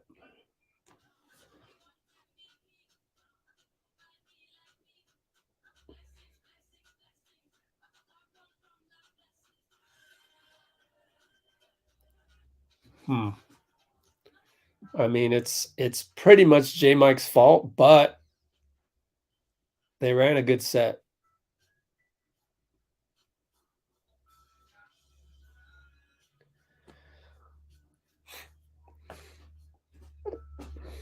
JP thought there was a switch there happening, but it didn't happen. So, and then Steph threw it away. That shouldn't happen.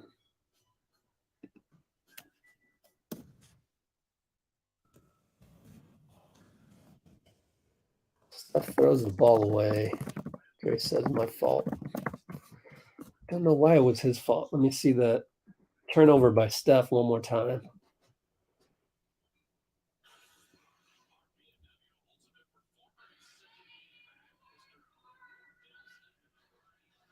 Draymond just didn't catch it. He thought the ball was going to go to J Mike. Strange to have that kind of a turnover. But we're down 8.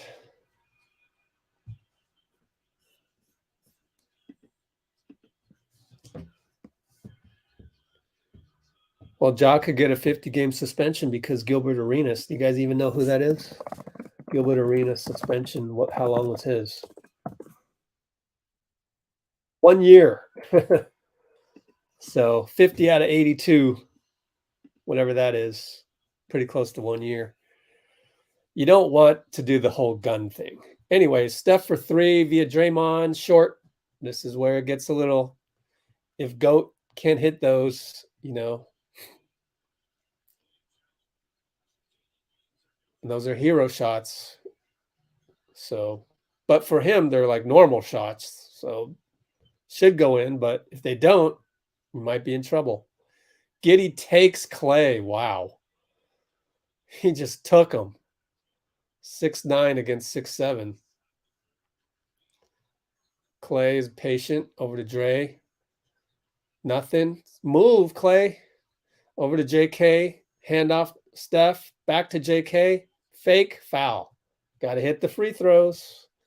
Up by down by 10. 8:37 to go.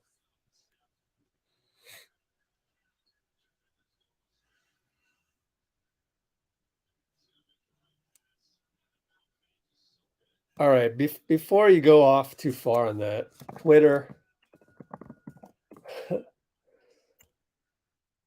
Oh, and my Twitter decides to stop. JK made it. Ja 50.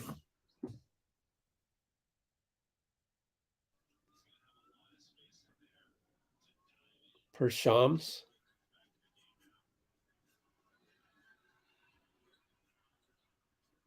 Nope. Where are they getting this? I don't see it on Shams. March 4th. Guys, you got to just no.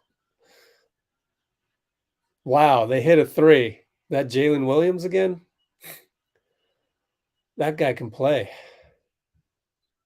Steph, step back over Jaylin. In and out. If we're going to stop doing tiki-taka, of course, we got to stop them. We got to get stops. At the end of the day, good shot.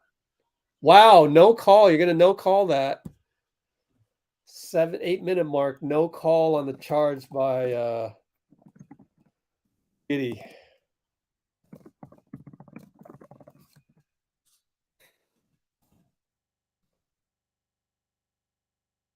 Turnover Klay to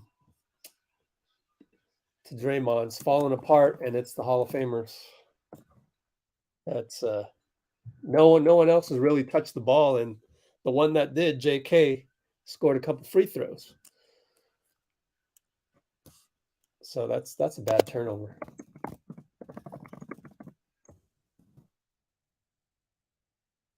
Giddey's going to go pull up a 3 on JP. It's no good. He wanted to throw a dagger.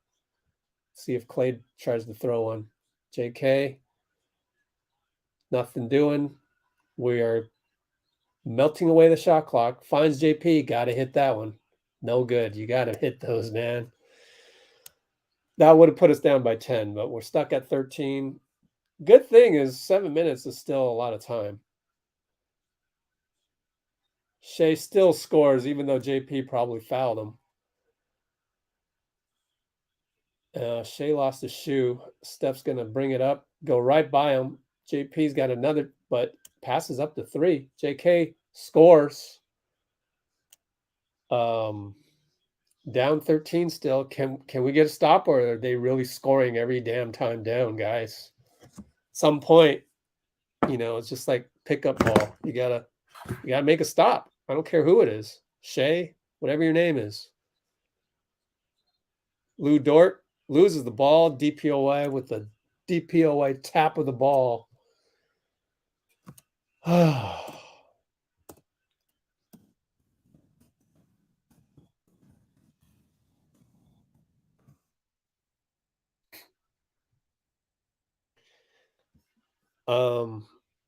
NBA Cantrell. That's not even NBA Central. Don't fall for that.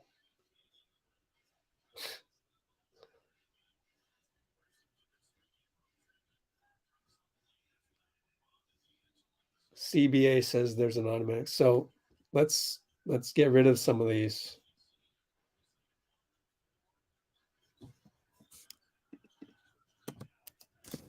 There is no news on Ja. Chill on the 50 games for now. Okay? But I don't think Ja's going to play. I don't think Ja's going to play on Thursday. Doesn't sound like it from the interview of Taylor Jenkins. Jaylin finally misses, but they get touchdown pass to JK. Dagno, no timeout. They only got 3 timeouts. I might have took one right there and do a little, Greg Popovich timeout. Shai easily goes by JK. Man, this is where you want Gary Payton. JP almost loses the ball. What are you doing, JP?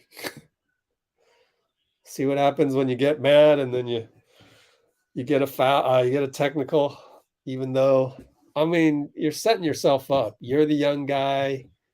You don't have the stripes to be able to do that to a ref yet.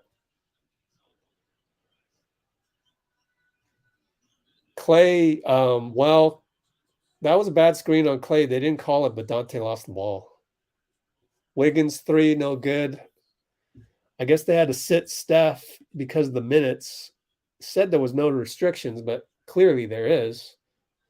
Dray over to Klay. Klay can't hit because we're in a mental funk right now. 4:56 mark. Klay and JP can't hit open.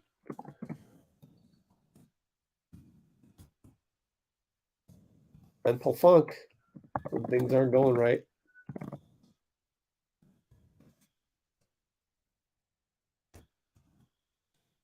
Few too many hero shots, in my opinion. Went away from the tiki-taka. Just got to go back to that every single time. Tried going back to it, but Steph threw it out of bounds, even though Dray should have just cut the ball on that one. And this was a while ago. Now JP's limping.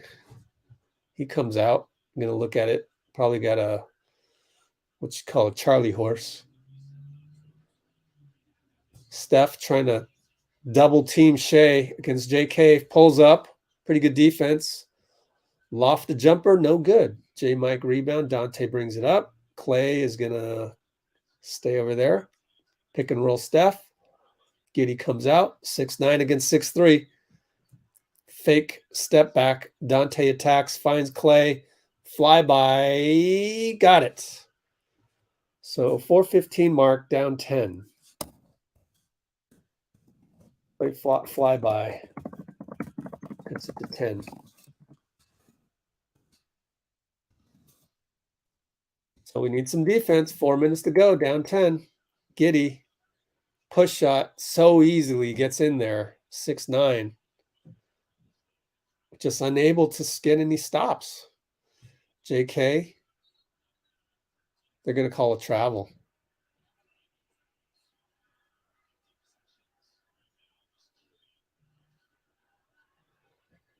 It's no use to argue these.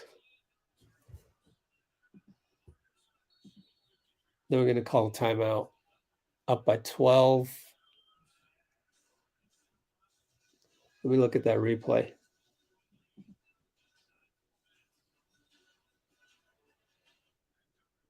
Wow. Tiven hates us. JK, I'll just clip it. He kind of tweaked his ankle. It was one of those that we've all done playing basketball. You catch the ball and you flat tire yourself. There's no need to call travel on that one. Absolutely no need. But when you play basketball, like, you can't make a stop ever on a team, the ref is not going to give you the benefit of the doubt. That's just how basketball goes. Trust me, I've been there millions of times as a coach. It's at every level. Referees just do that to you. It's something to do with human nature, I bet. But let's take a look at this. We are at the, what mark are we at? 2:12 mark, analyzing the 22 travel on JK.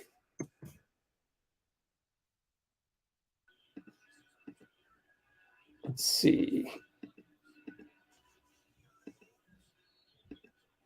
So he just kind of gives himself a flat tire. I don't know if, look at his left foot. Look at his left foot. Gives himself a flat tire, and they call that a travel. Golly. Josh Tiven is now out of my top 10 again. Isaiah Joe is just killing us. How many points for Isaiah? 17, but he's 3 for 6. They're all 17 for 37. Steph for 3. Down 12. You got to get some stops, my people. So he went with Kuminga this time instead of Andre.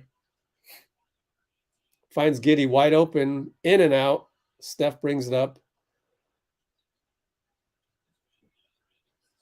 Gets it to JK, gets it back. Over to JK, it's a bad pass. Donte gets turned on the corner by Giddey. That should pretty much do it. That was a deflating turnover by Steph. Fouled by Dort on the 3 there. No call. They never call that. Steph will do another flyby. Hit that one. So we're down 11, 2:20 to go. Going to need a miracle.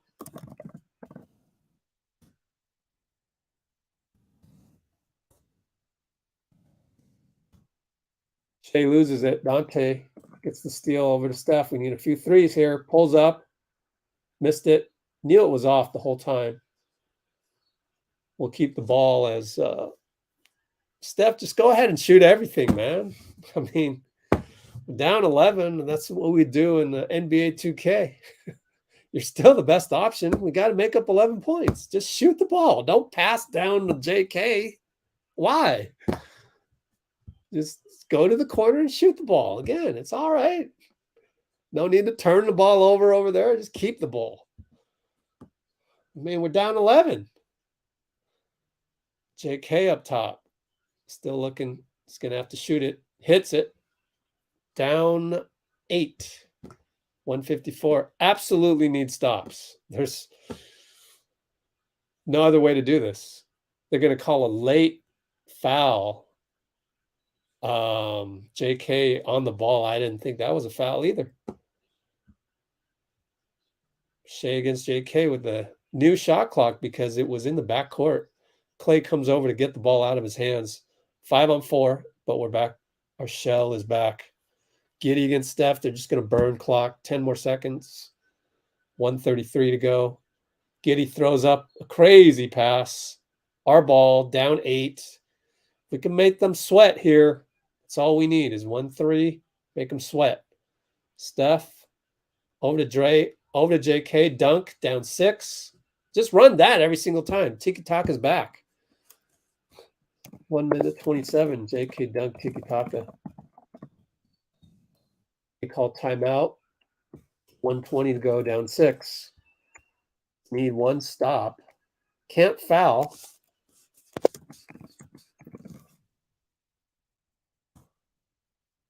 So 1:20 to go.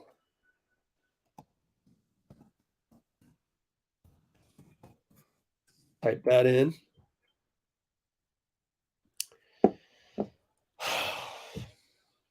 It's too many fouls in the third quarter, I think. Then you can't stop them on those stops. They're, you look at the box score. It's that first quarter again, and you just got to come out knowing that you got the target on your back. OKC is going to be hungry to take you down. You're the Warriors. I don't know if that's a, Steph Curry getting back into the lineup thing where, oh yeah, that's right. Everyone plays as if we have a target on our back. Forgot about that momentarily. I don't know. But you've got to come out and make stops. No more 40-point first quarters.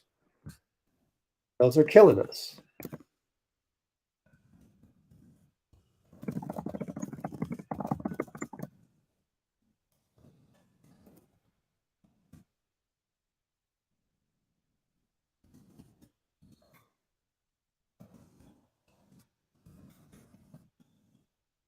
Oh, Donte had the read on the inbound, but I don't know. He probably wasn't going to get that from Shai. They swing it over to Lou. Foul on JK. JK doesn't agree.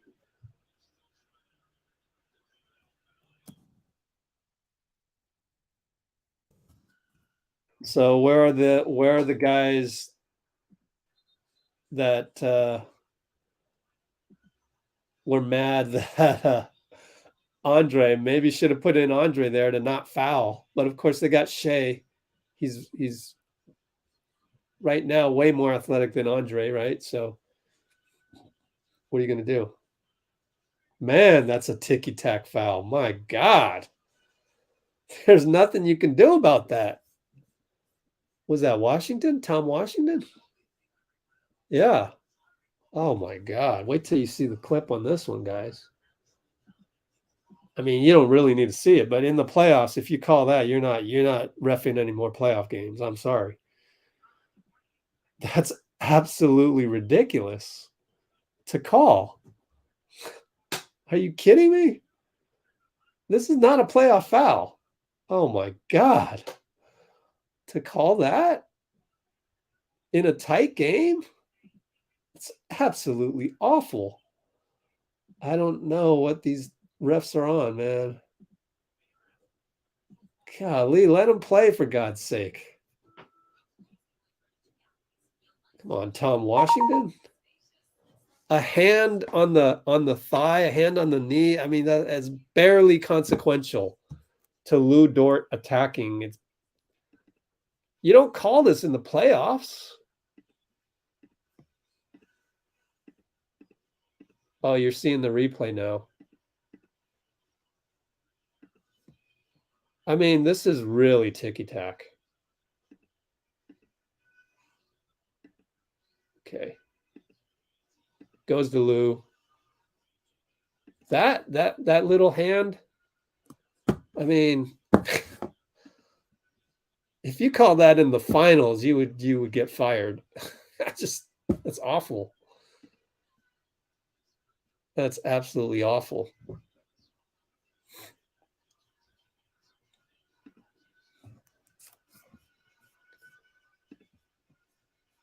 So anyways, 2:19. I mean, are we going to get that replay center for what?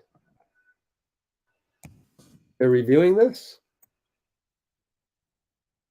Analyzing the foul on JK versus Dort. You don't call that in the finals, certainly. What could they be looking at? I missed it. What are they reviewing? Oh, we're challenging? We can challenge? I didn't know we could challenge with 112. I mean, we're not winning that. It's just you don't call this in the finals. I mean, yeah, that's a textbook foul, but got to give a little leeway. In the NBA, we've always done it this way. Ever since Naismith nailed the peach the peach basket up on the rafters, or not the rafters, but ever since he nailed the peach basket on there, I mean, good God. I mean, okay, maybe that's a foul by the textbook, but nobody ever calls that on the last possession. You call that in a pickup game, you'd be laughed off the playground.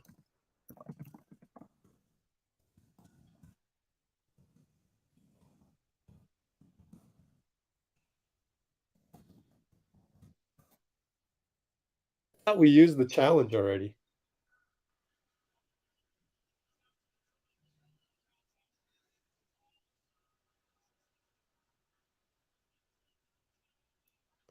We want a challenge. Unbelievable. We want a challenge. How do you even call that in the first place then? It's just mathematically to win a 50-50 call. It's just that's why you don't call it in the first place. Wait, so is it our ball or whose ball is it?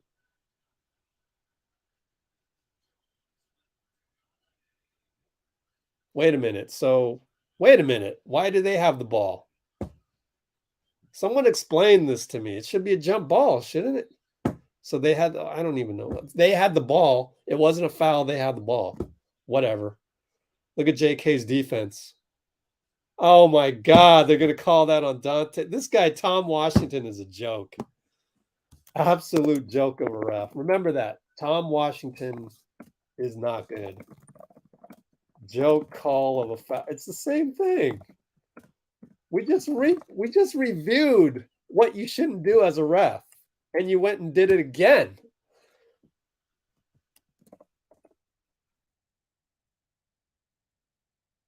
Oh my God. That's absolutely clean. This guy, Tom Washington, man. He's on the OKC payroll. This is absolutely ridiculous. Of course, we shouldn't be in this position in the first place. Steve should absolutely lay into Tom. That's some BS. He should just go after the buzzer sounds, go lay into Tom Washington. That's two straight absolutely grotesque calls. Down 8, 1:11 to go. Steph. Oh, he had him, but finds Klay. Now they got to go one-on-one. Klay takes Shai. Can't find anybody. Throws the ball away. Well, that play never materialized, and Donte somehow gets a steal. JK gets a foul. Klay was wide open for 3, but Tom actually blew the whistle for us. This guy, Tom Washington, I would never hire him for my league. You don't call tiki-taks in the last 4 minutes of a game.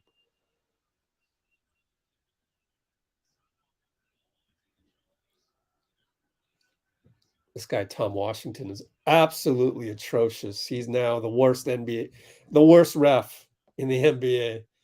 So there's him, Kogut. Who else is down there? A bunch of young refs that are terrible. Down 6, 54 seconds. Need a stop. We trap. Klay's there. They're going to call another foul? Oh, my God. Draymond goes, Jesus. JK's smiling because he knows he got DPOY on his back.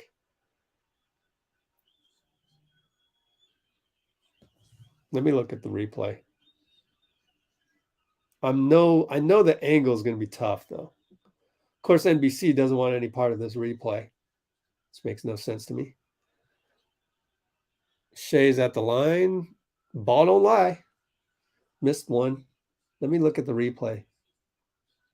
You can't tell from the TV replay. You would need another angle to see if he hacked the wrist. But I mean, you're stuck in that corner. It's like you're not supposed to be dribbling in that corner. They teach you that in grade school. Down 7, 52 seconds. 128, 52, 3. Q40, 52.3. That's the problem with that call is with 3 Shai shouldn't be dribbling in a trap in the corner. Ref bails you out. That's a bad ref. The ref shouldn't bail you out of a mistake. Refs shouldn't bail you out of a mistake they teach you not to do in grade school. Absolutely ridiculous. Of course, they don't teach that anymore in grade school or high school. In my case, I was taught that one of the first things. Don't dribble when there's 2 guys on you. Shai dribbles, foul. I mean, come on, ref. The refs never refed in AAU either. Find Steph in the corner, back out to Dray, back to Steph for 3, gets blocked, called foul. Wiggins, foul. Down 7, 47 seconds, 3 foul shots. Cut it to 4, and then we need to get another stop. You wonder, they're going to challenge this? I saw a finger go like this. The replay from that angle is tough to see. Let's look at this angle. Oh, he got all ball. So they're going to overturn that one. It is what it is. But is it going to be a jump ball? That's the question. Is it going to be a jump ball? So we got another timeout as they challenge. That's why you need multiple challenges.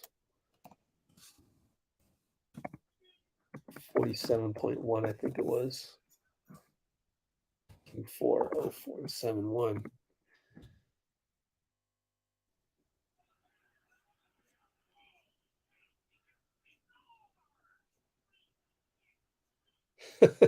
Jeffrey Chen. Jeffrey only shows up to complain about refs. You don't want to leave that legacy, Jeff. You got to come on here more often than that. So I think it'll be overturned. We'll see. There's going to be an uproar. Can you imagine if they don't overturn this? But is it a jump ball? It should be a jump ball, right? At least get a jump ball out of this.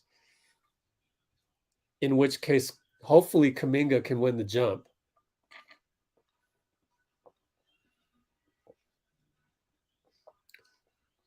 Wait, who made the call? Was it Tom? Oh, it was Nagy. These refs have been pretty subpar. I hope we don't see any of these guys in the playoffs.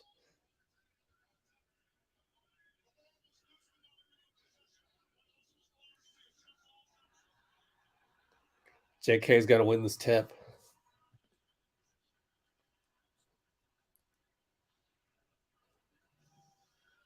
I wonder if Dray is talking to Steph about how come it wasn't a jump ball for us on the JK non-foul, and I now understand why. But anyway.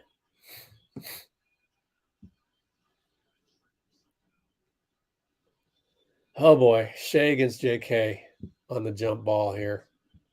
Let's see if Klay can steal the tip in case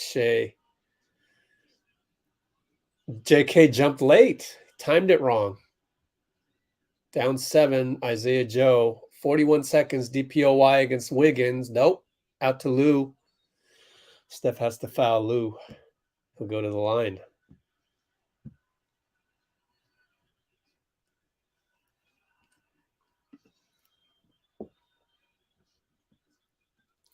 What's up, Ken Main on Twitch? You want attention? Okay, you got it. What's up? He wanted yo. Yo. Okay, Lou Dort at the line, hits it. I mean, it's going to come down to that first quarter. You look at that box score. You got to put 48 minutes together. Am I the only guy out there on the internet that says, when is it Steph's fault? I'm just saying, you're 8-28 on the road or whatever it is. Double teamed, Steph is. JK has to shoot the three. Bricked it. We're going to lose. So down 9, and it'll stay that way. OKC wins it by 9. When are we going to get a good first quarter from the starters? I know JK was in the lineup to start as well.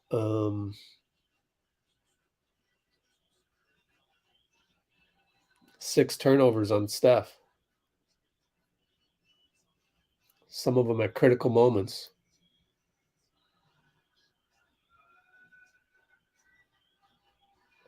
Steph shot it at the buzzer.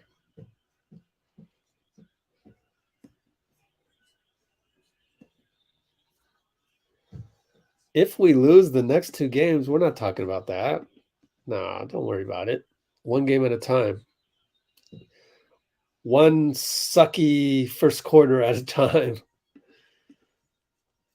Thanks to the individual that showed me how to find the line score. But there you go, right there, -10. Gave up 40. I think you got to know that you've got the target on your back. And I know it's been a while since we had Steph. I know it's a totally different identity, but you got to know that sense of urgency. So I think that's what was missing. That's my number one fix. My number one fix is understand that you've still got a target on your back. You are the Warriors. You are the defending champs. You cannot give up 40 points in the first quarter. Plain and simple. I don't care what's going on. You just can't do that.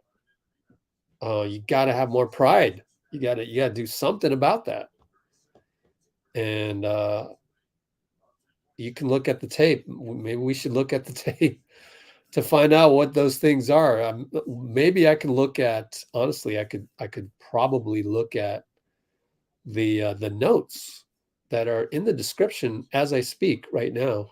If we just look at the first quarter, let's see. Shai goes by. Look at this, right? So 234 mark, literally looking at my notes above from Q1. Shai goes right by JK on the PNR. Can't do that. That was at the 9-something minute mark. Who started again? Did JP start? Or I don't think he started, so he came in pretty early. Twitter.com, Warriors PR, they always have, Warriors PR should have the starters.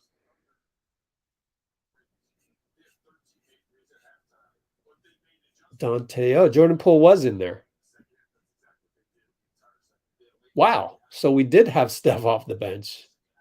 This is so confusing. I didn't even notice that. Okay. No, we had, yeah, we did. No, we're looking at something else. This is Pelicans. Yeah, he was. Why is? Thank God. I almost like jumped off the roof here. I guess Warriors PR didn't have that. Well, we could just look at the box score. Let's do the simple thing. Duh. Look at the first 5 guys. Was Jordan Poole in there? No. So he checked in pretty early because I have here JK, not JP. Okay. That's the whole problem. I read JK as JP. Shai goes right by JK on the pick and roll. Remember that one? Dort comes in at about the free throw line, extended on the elbow. Steph is guarding him. Just a normal grade school level pick. And Shai goes right by JK. At least he didn't foul him. But that was, going downhill. Then we have the next note that I have. Steph turns it over. Bad sling pass. Klay shoots an early heat check shot. Heat check meaning he had that's his first shot. He's just launching it. Awful rebounding, I guess, is in there. It took a Draymond 3 to break the trance. It took a Draymond 3 to break the trance. 3.5 minutes into the game, we were already down like, what was it? By 11 or something. Was it 13-2 or something like that? Jaylin Williams was hitting everywhere. Draymond let him hit a 3 wide open.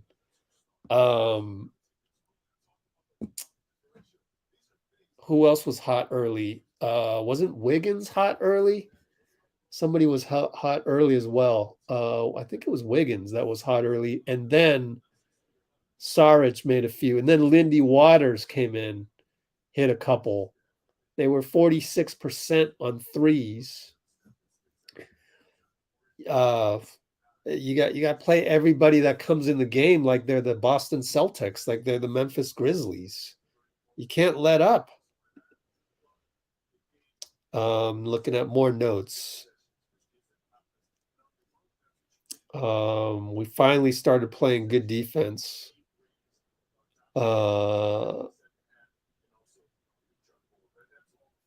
Draymond missed a couple layups.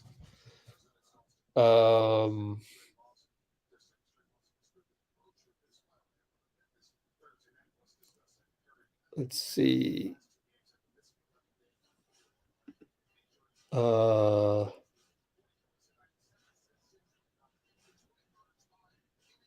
Gave up a couple buckets, easy buckets. Klay was late on a Saric 3. And that was at the end of the first quarter.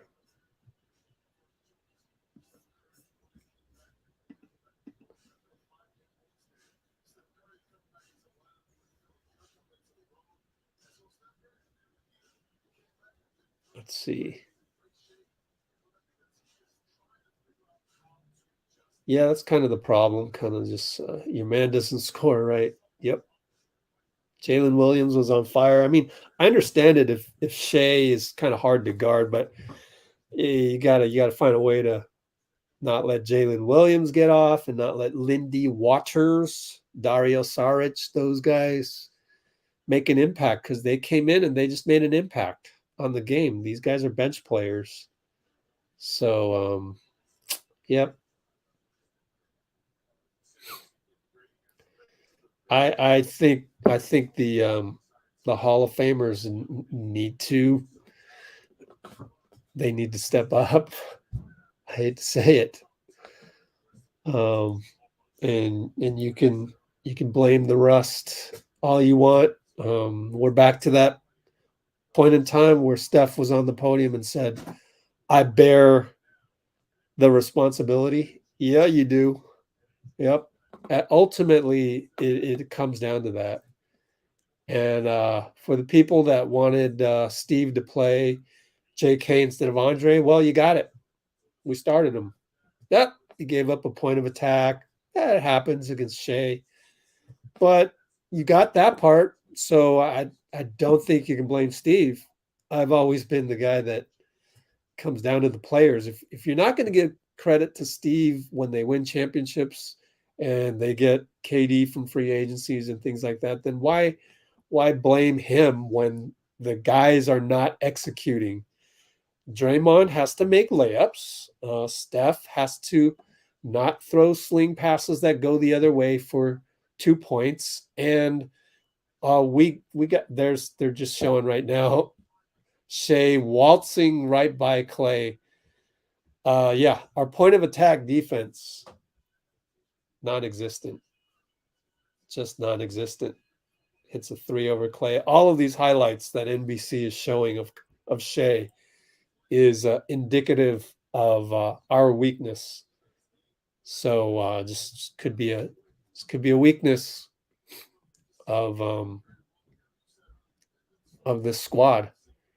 Trying to look back last year. I mean, last year we had Gary Payton. Simple. Otto Porter did a pretty good job of, doing his job at the 4. I think that's really the only difference this year. Well, one big difference is we won a championship. And last year we hadn't won a championship at that point in time. So OKC, if you put this OKC squad into last year, they probably don't make as many threes. You're gonna get a target on your back when you're the champs. So that's pretty much it. No, we didn't need more size tonight, so we don't need that. Again, we come to the live stream earlier when we're talking about that stuff. And it is difficult to understand this team. Yeah, it is. It is. If it were not difficult, then we wouldn't sit here going, how the hell does this happen all the time? And you got to give credit to OKC.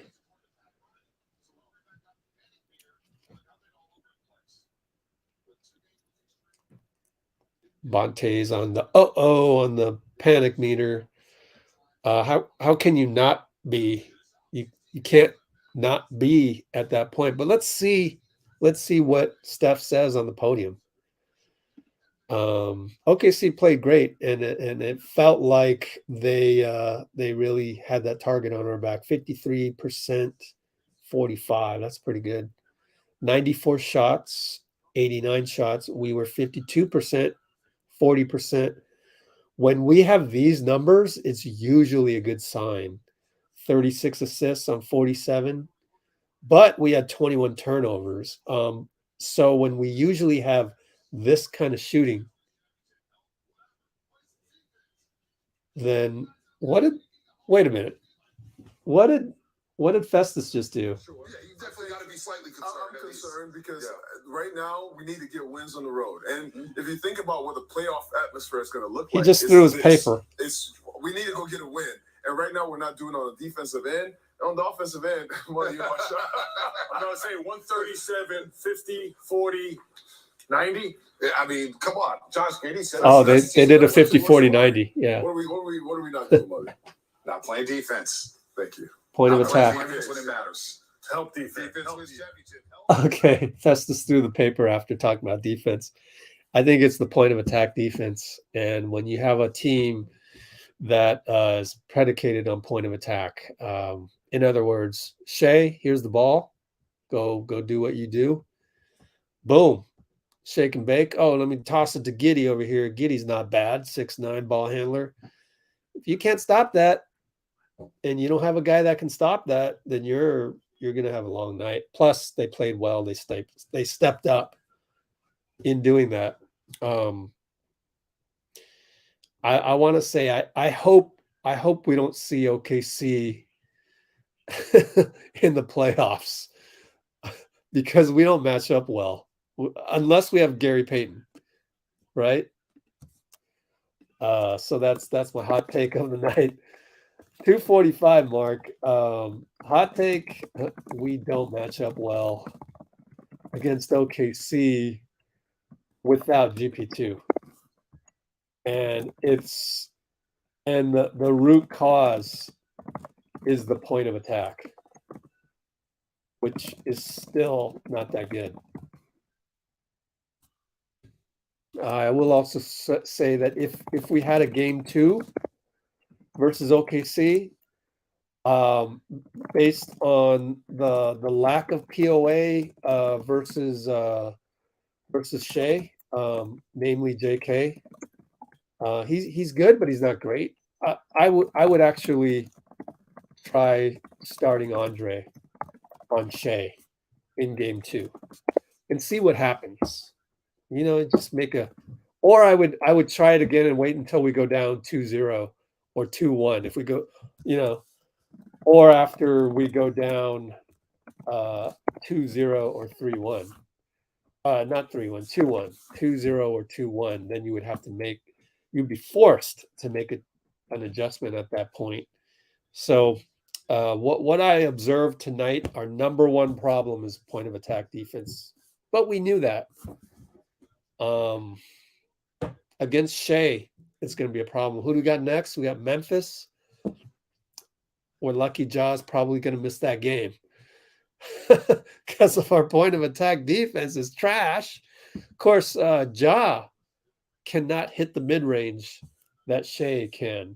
So even if they did have Ja, I would be hopeful that Ja, you know, even if Ja played Thursday, I'd be more hopeful that we could have a better chance at POA than Shai, who can hit a mid-range, and he did hit mid-ranges today.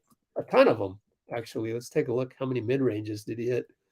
2 for 5. That means 12 for 19. Oh my gosh. He was 12 for 19 tonight. That's not good.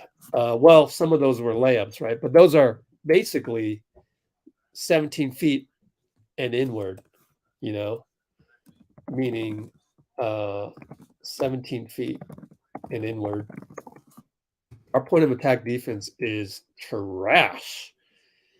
There's nobody out there that can stop a Shai right now. Maybe Andre can. You could, but he's not going to play 36 minutes. So you throw Andre and JK on him and hope for the best. But I don't like how we match up against OKC because they're small. We can't run them off the floor, right? So that's concerning. Don't want to play OKC in the play-in. Oh gosh, can you imagine if they somehow got 10th and we got 7th? But then I think the play-in goes 7 versus 8, then 9 versus 10. We would first have to, if we could just beat the 8th seed, or if we're 8th and somebody's 7th, just don't play OKC in the next one, or don't fall down to 9-10.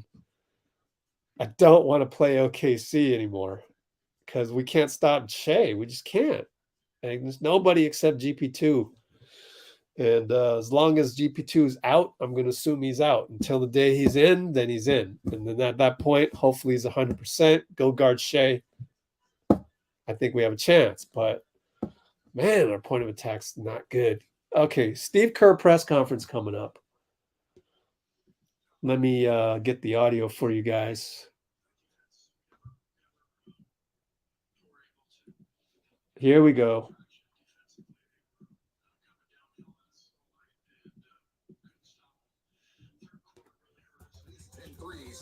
Shai gives us Alexander, 33 points. Josh Giddey with a triple-double, 17 points, 17 assists, 11 rebounds. Let's take a look at what to say about this one. This is Kirk. Wrong tonight. Well, we gave up 137 points. The defense, we never were able to gain any traction defensively. They were coming downhill at us all night, and couldn't stop them. Third quarter really hurt us. I think they shot 12 free throws, and that changed the game considerably. You give up 137 and 17 threes and 53% shooting, you're not going to win. Kind of had this trend as of late where you give up double-digit leads early, and then are kind of having to play catch up throughout the game. Why do you think that is? I wish I knew. If I knew, I would obviously tell the team, what was happening. But the slow starts have been really consistent. We changed the starting lineup tonight. It didn't make any difference. We still fell way behind right away, and it's tough swimming upstream the rest of the game. So I thought our guys did a great job of getting back in the game. We made it a 4-point game at half. I think we went up 4 mid-third, but all the fouling led to all those free throws, and it's tough to play when you're taking the ball out of the net. I know you don't really have any answers to the road discrepancy, but just how frustrating it is that it seems like you guys were turning a corner with a 5-0 Right. and only to lose. Yeah, it's frustrating, very frustrating, but we just got to keep going, and we'll watch the tape and move on to Memphis and see what we can do Thursday night.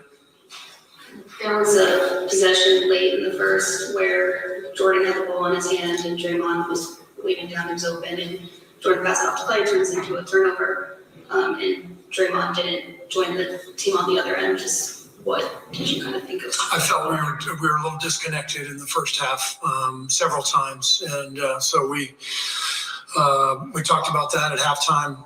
Tried to get back out there and compete. The second half, but there was definitely a disconnect in the first half, and that cost us. Okay. Yeah. What is the toughest part to play against the Thunder? I'm sorry. What is the toughest part to play against the Thunder? Well, I thought tonight it was the combination of Giddey and Shai, coming downhill at us. They were really, they're both big and strong, can handle the ball, can get to the rim. Giddey had 17 assists and Shai made 14 buckets, so they controlled the whole game with their physicality and their skill, and they were great tonight. All right, that was Steve Kerr there after another frustrating loss for the Golden State Warriors, 7-25 now.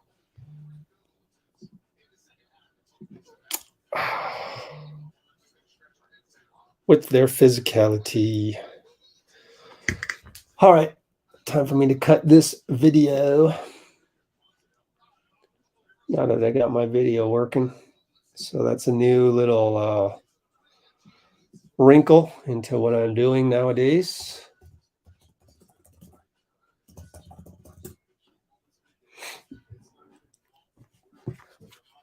So, I've got to work on this right now. Let's see.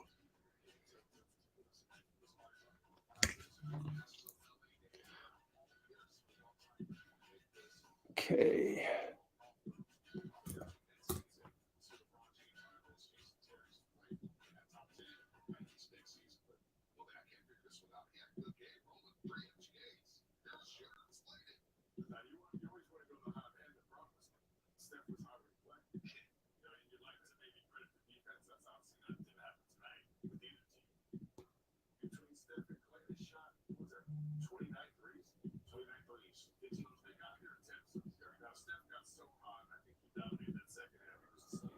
All right, I'm having problems with my internet per usual. Don't know why it's doing that, so I'm going to have to try and airdrop it to my cell phone and go from there. Let's see. Downloads, okay. Bear with me.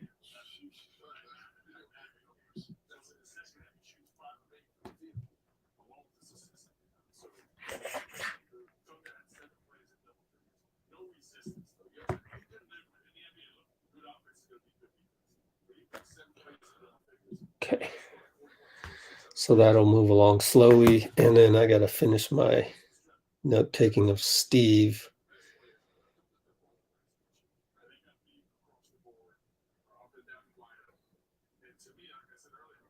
on the slow starts. If I knew, I would tell my team.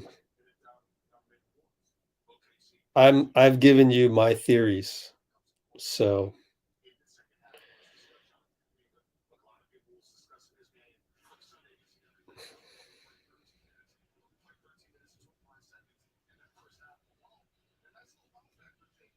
I think it's the same thing we saw early in the season, and it falls on the Hall of Famers. No one's going to blame him except me, because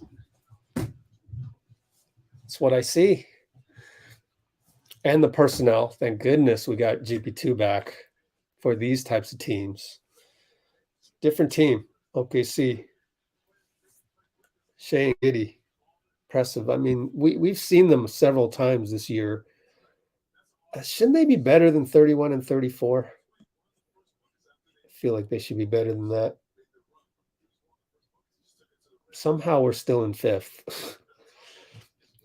And those of you who like to watch, what you call it, Screen Crush and all the Marvel YouTube channels, Marvel meaning also Disney, somehow Palpatine returned. Somehow we're still in fifth. It's one of those doesn't make sense type things.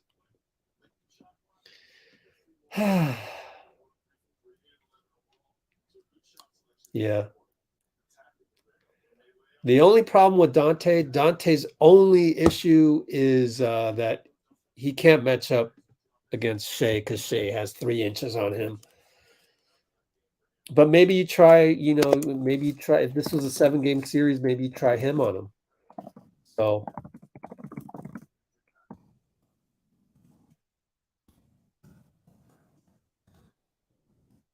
maybe in the game 2 you try Donte versus Shai to start, but we're probably not going to play him in a 7-game series unless something quirky happens and we both end up in the Western Conference semifinals. Because if we play him in a play-in, it's just 1 game, and we're probably going with GP2 to guard Shai if we could, because I haven't seen anybody be able to do it. I love JK, love his potential. Maybe in 2 years he would be able to cover Shai, but right now JK is better against less dynamic guys, like Luka. He can guard Luka, but then you shift over to Shai, that's a problem. The difference there, the explosiveness of Shai, and the size, the combination of the explosiveness and the size, where you can't really even it out on the physicality, and Shai has just that ability to go around the corner. So that is my main concern if we had to play OKC again in the playoffs. I don't want to face them anymore. We just don't match up well, and we don't have all our guys.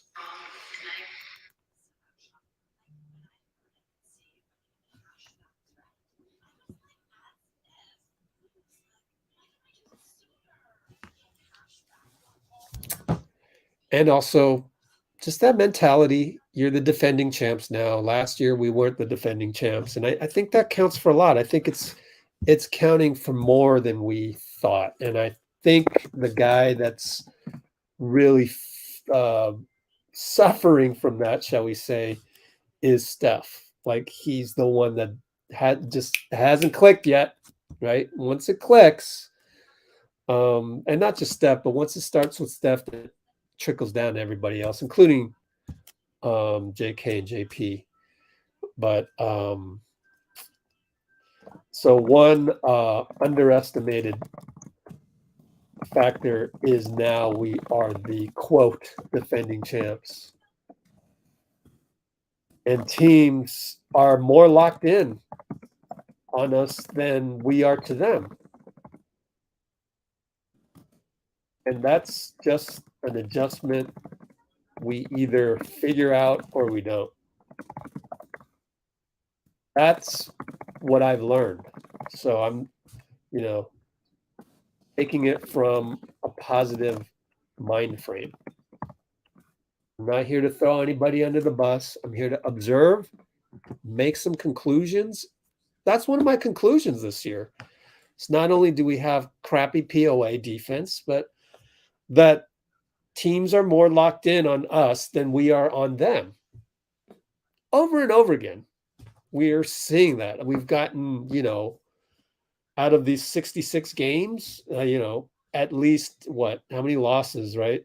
32 losses. So we've got at least 32 examples. Maybe some of those losses were flukes, maybe some of the wins were flukes, but on average 32 times this year so far, they've been locked in more than we've been locked in. And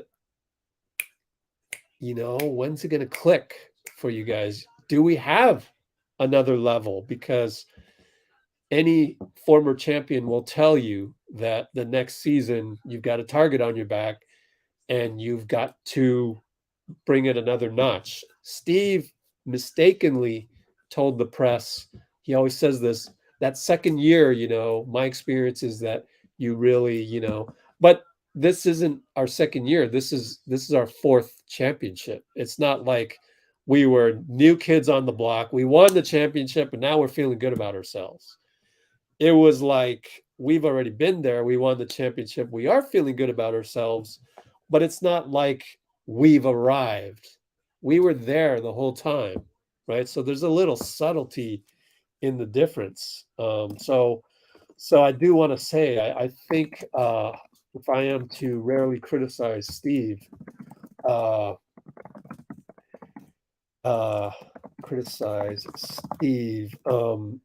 at the beginning of the season, the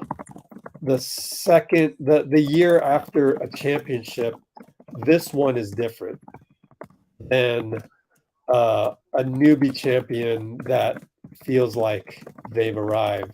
We had already arrived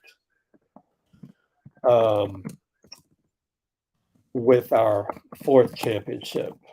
And so we were not prepared for the defending champs label this time.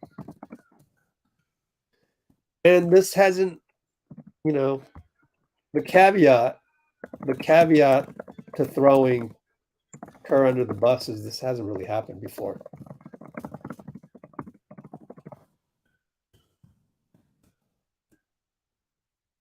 Unless you're a knowledgeable Spurs fan and can tell us what happened for them. And I'll tell you what happened because I did look it up. What happened to the Spurs was they would win a championship and then it'd be like first round exit, semifinals exit, struggle, then come back and win again. So maybe we're seeing that repeat itself, or maybe we're seeing just a brand new thing we've never seen before.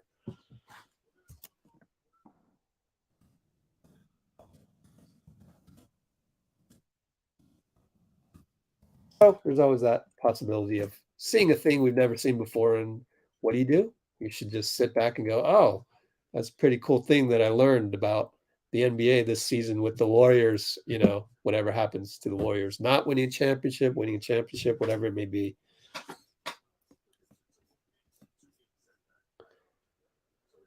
Oh, let's see. Otto and Belly. Yep.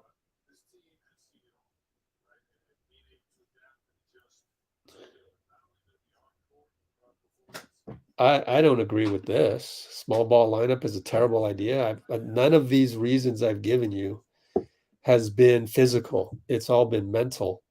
And I think most of us would agree the solution that we sense, isn't it mental?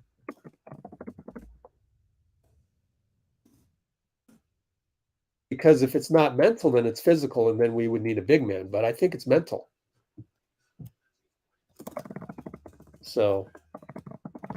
Therefore, it's not physical, and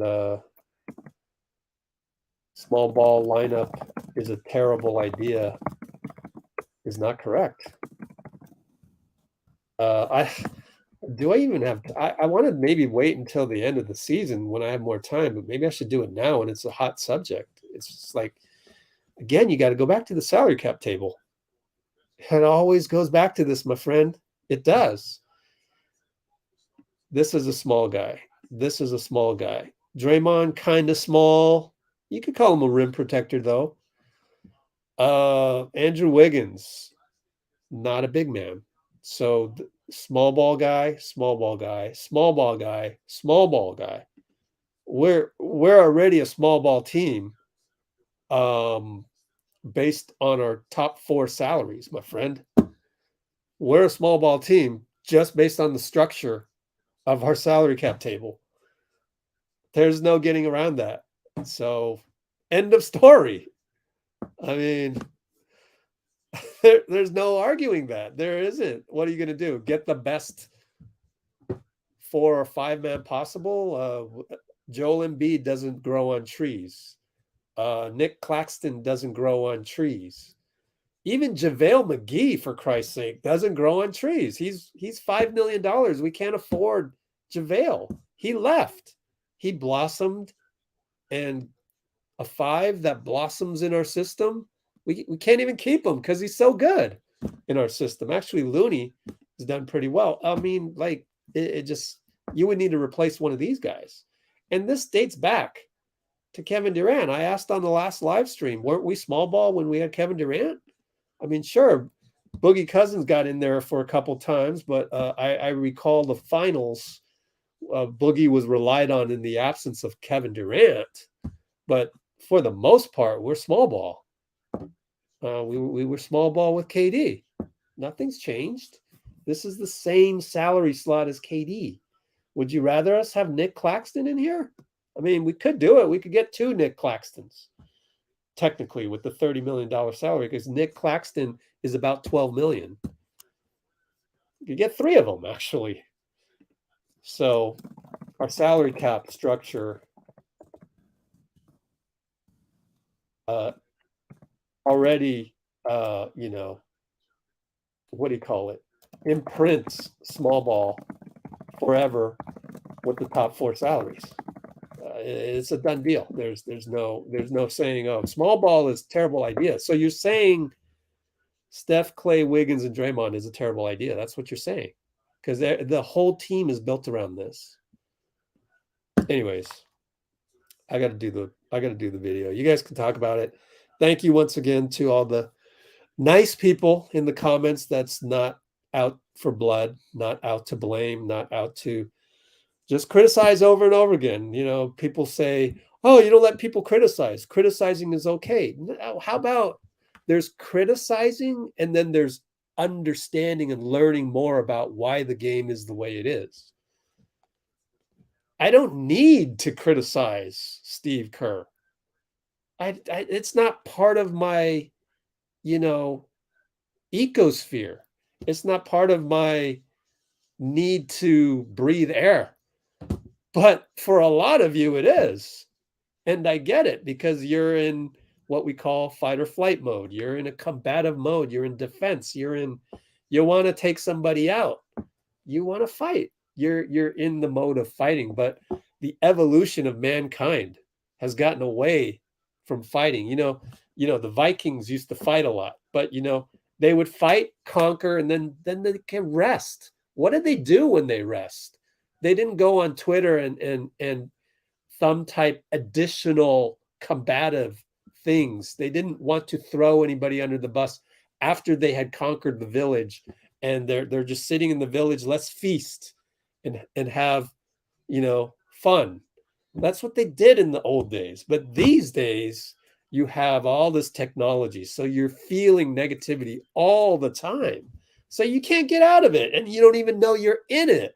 So you end up criticizing people 24/7. You forgot how engaging, how lovely life is by just sitting there and pondering things and observing things and letting things happen. Like everything is so tied to your happiness of what happens. Like the Warriors winning or losing isn't tied to my happiness. What's tied to my happiness is observing what's happening, understanding the game of basketball more than I did before, and reinforcing. And when you reinforce knowledge, your neurons in your brain fire and they network with other neurons. And now you're increasing knowledge. To me, that's life. That's fun, right? Like I'm not about the result. I'm about the process. Now it's great to have a result that ultimately leads to a championship or wins and things like that. But it's not like it was a waste of 3 hours whenever they lose. No, it's never like that for me. I always learn something, and I'll learn even more. This is why I love post-game interviews and all of that, and transcribing everything and detailing everything out, is because there's no other way of learning so much. Just gaining information, making an assessment, seeing how Steph responds, seeing how Steph, conducts himself, because then I can actually apply some of these things to real life, use basketball as a model. But some of you want no part of that, and that's the difference. So if you want no part of that, what are you doing here? That's not how we do things. It's not how I'm trying to teach, you guys to most people to get off the fence of negativity versus positivity. Come here and get in a learning environment. To be in a learning environment, you got to have a positive frame of mind. Now, if that doesn't fit you, then that's fine. Go to Twitter. It's around us. We're the 1% of 1%. We're in a nuclear shelter here. Out there is the nuclear holocaust, the zombie apocalypse, where everyone is just wanting to throw somebody under the bus, wanting to act like they know how to coach better than Steve, et cetera, et cetera. I'm not about that. I'm here to observe, learn, and actually from 64,000 feet, try and understand where the NBA is going. And I can see today, small ball, pretty fun watch, especially the first half, 68, 64, back and forth. I mean, yeah, we need Gary Payton out there as a point of attack defense guy. But other than that, pretty damn entertaining first half if we've ever seen one, even though there were problems. And yes, I'm going to get on JP for a bad point of attack defense. I'm going to get on him for getting the technical foul. And I've seen the young kid forcefully bounce past the ball to a ref in many, many AAU games and my league games. They've all gotten techs. Not one of them has not gotten a tech. I knew JP was going to get a tech. I know you guys are outraged by that, but I've seen it so many times. It's like, it just reinforces the learning. So I've already learned that. So I can process that. I already know not to do that. I've done it when I was 26 years old. Many times. I used to be the hothead. I got thrown out of games. I did.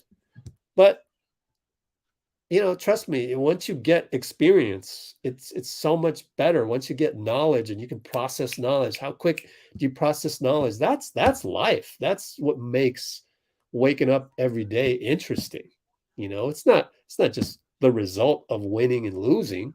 It's going through this process. And for me to see JP do that, it's just kind of like, I've been there before. I've seen that. And yeah, I've seen the script play out before, unfortunately, but hey, that's life. And so I'm not here to throw JP under the bus, because I know that I've seen it before. So I don't mind. And I stay positive. I'm able to stay happy with JP. I'm still here saying that he deserves $28.7 million next year, even though he made a technical that I've seen a million times, right? And then you can make the argument that, well, referee Josh Tiven, this is a pretty important game. Hello, maybe you shouldn't call those little things. Yeah, I get that too. And if I was running my league after the game, I go talk to the ref and say, hey, man, I'm running a tournament here. These guys are, paying me money to run the best tournament I can. And you giving a technical in crunch time on a guy that, didn't really throw the ball at you. I mean, it did land below your knee. I mean, big deal, man. You gotta just let that go, my friend. Like, I'm trying to make my league the best league possible from all angles. And that's, if I were Adam Silver, I would call up Josh Tiven too. I'm going, hey, Josh, you realize there's 60 more games until the playoffs, right? I mean, if you want to be employed for the playoffs, you can't let this thing happen, because if that happened on national TV, come on, man, right? So you would have a talk all around, but you understand that, regular season game, technical, it doesn't infuriate me. Like, I've seen it happen. So if I've seen things happen, then why are we worried about what Steve Kerr does, all of his little decisions? I am the same thing as, he's seen a lot more basketball than me. Actually, that could be debated. I've seen, has he score kept 12 games every Sunday for a decade? I don't think he did that. That's my reps. I have a damn lot of reps in my head of the game of basketball, adults playing it, egos and stuff. But anyway, yeah, I'm not gonna, he's coached way more games than I have. I'm not gonna throw him under the bus for little decisions here and there, because I've been there. Anyways, I hope you understand that just sitting back and letting the game unfold, it's a better way to conduct yourself, rather than just being mad at every single loss. We're going to go through losses. Man, I don't know how any of you would have survived Chris Cohan era, because we had no chance ever. So you guys would have gone insane. So then that goes back to the gratitude part.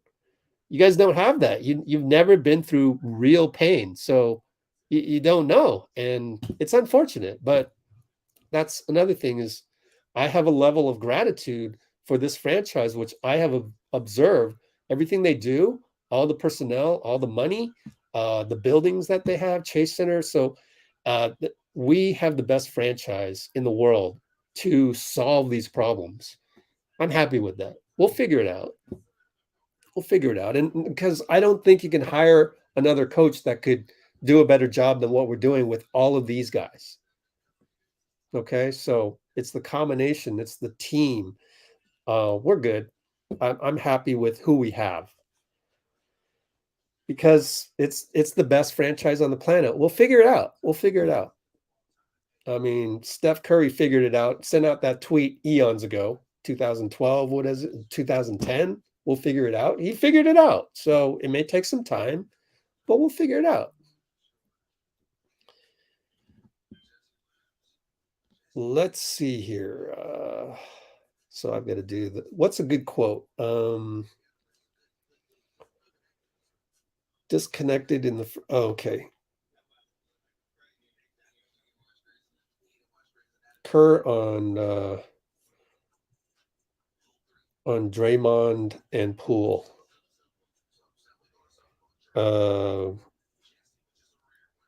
We were a little disconnected. Definitely a disconnect.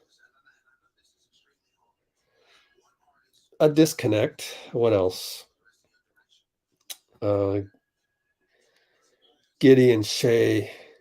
Combination of Giddey and Shai coming downhill.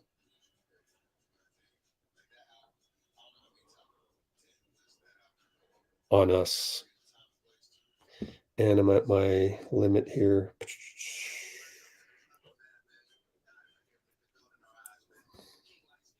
Slow starts.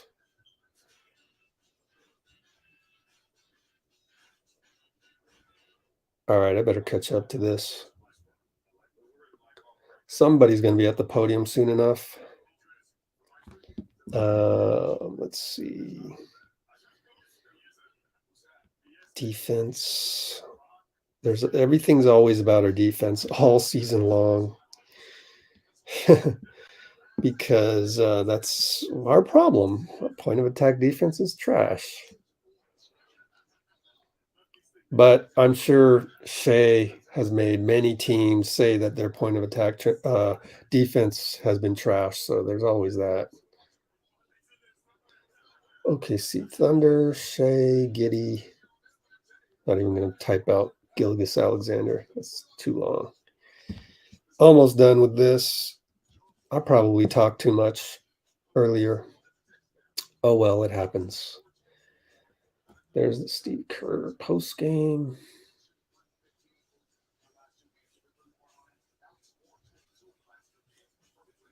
Let's look at TweetDeck and see who's supposed to be at the podium coming up. Disconnected. I guess we're waiting. I don't know.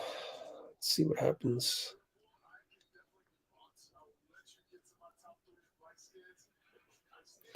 From Golden State Warriors, post game after OKC Thunder, held at Paycom Center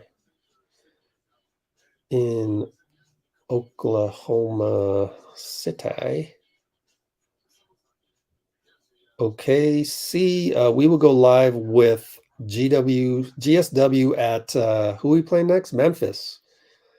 Games at I believe 4:30. Kind of early. Yeah.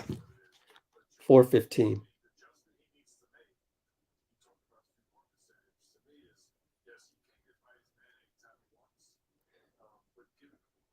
Okay. Kerr Q&As.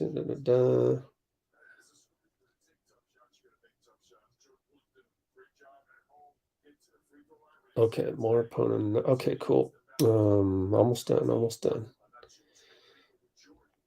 LeBron, Shai.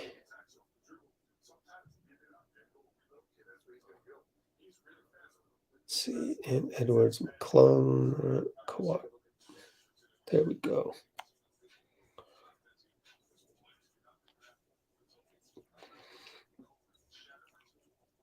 Okay, almost done.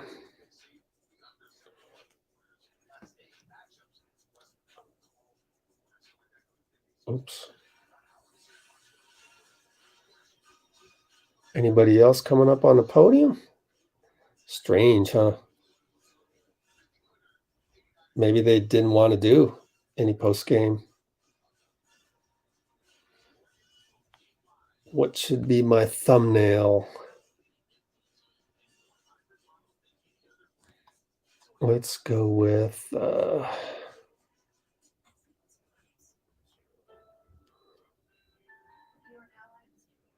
little disconnected. Actually, there should be a better one than that. Let's see. We never got any traction.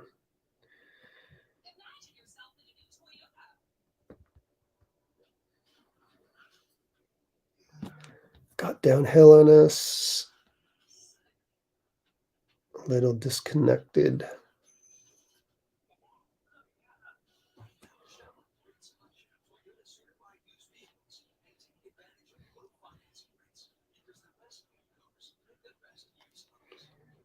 Okay.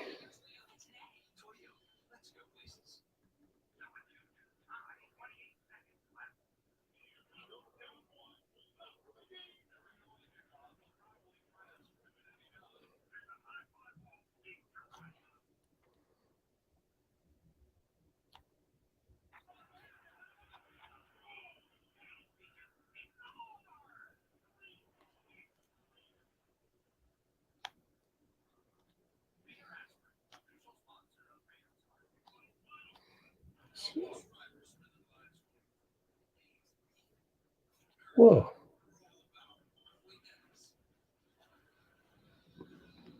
I never did update this. There we go. Okay, that video's uploaded finally. Took me forever. Let's see if anybody's else on the podium. Notifications. Oh gosh. Okay, not much.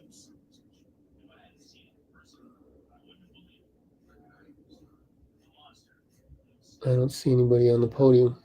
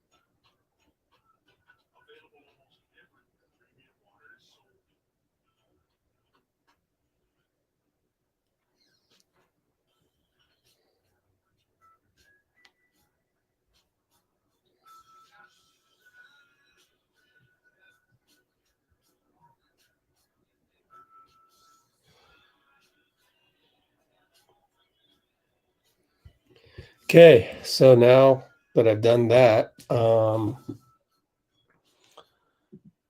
back here, go live here.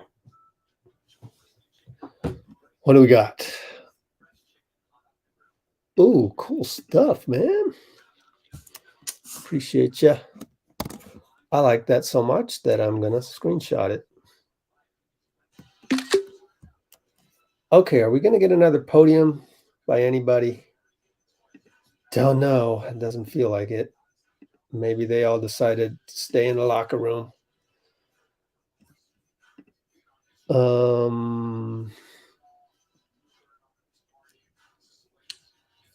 I don't know the law. Is it easy? Oh, is it easy? Golly, there's no easier place in the world to purchase a gun. Ah, cool, man.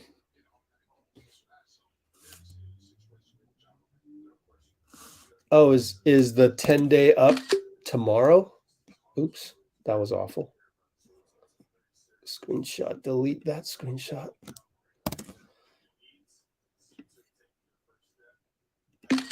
We could look that up, actually. We could go Quinones 10-day and see when that first happened. March 2nd, March 12th? No, not yet, right? Still 5 more days. Seem like still 5 more days for Quinones before they sign Lamb. But I get what you're saying. I think you're saying we're playing so poorly at the point of attack that we're sign Lamb tomorrow type thing. But I don't know.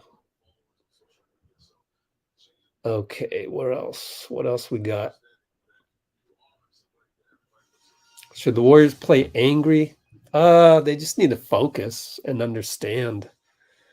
And understand that people are going to come out shooting the lights out on us. They just are. We're the defending champs now.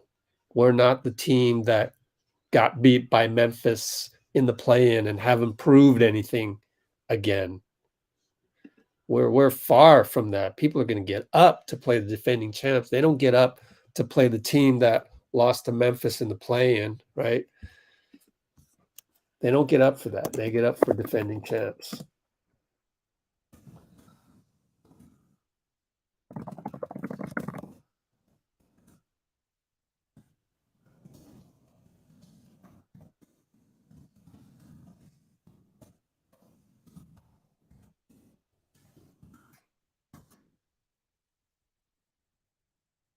Quinones plays point guard. Wow. Pascal's in Puerto Rico.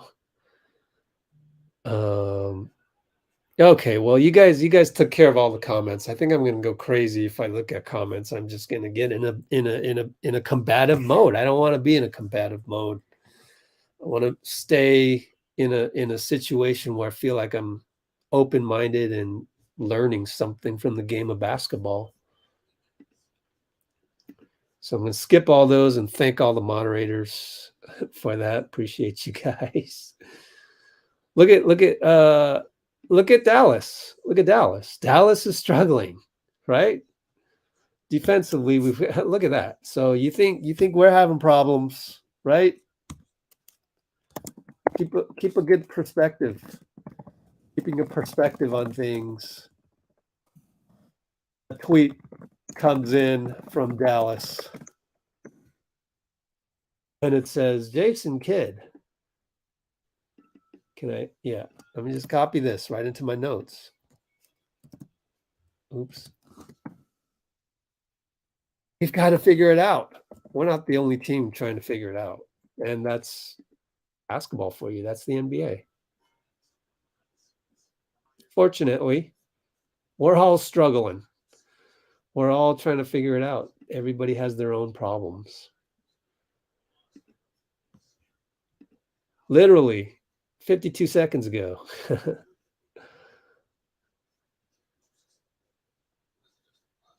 What else we got here? Nothing. We got nothing. maybe they put something on SoundCloud. Let's go look at the audio. And of course, I'd be remiss if I didn't check my sources.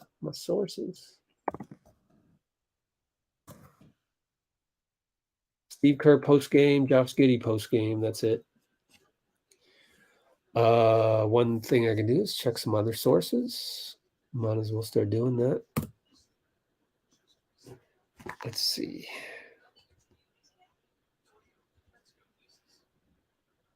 Oops.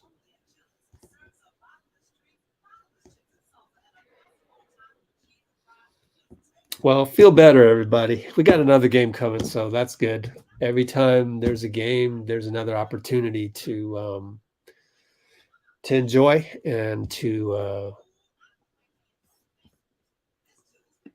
try and witness a new identity for the Warriors. Another opportunity for the GOAT to go off to do something spectacular. Yep, I don't see anything. 0. And there's not much from any OKC beat writers. It's not a team that gets covered that much. So even if I go here, we'll see Dallas. Got plenty of people following Dallas, but you're not going to see much. Here's Pau Gasol talking about Kobe is the brother that inspired me. They retired Pau's jersey. That's pretty amazing, huh? That is amazing. Number 16 goes to the rafters. That's insane. Congratulations, Pau Gasol. We got the post-game NBC here with Kareth and Dalton Johnson reporting from the Oakland practice facility. And I wonder if we'll get any more podium visits by anybody.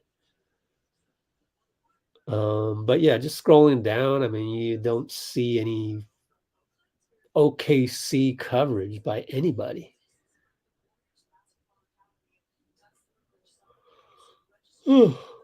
So I'm gonna hang on for another couple minutes and then call it a night if it's empty.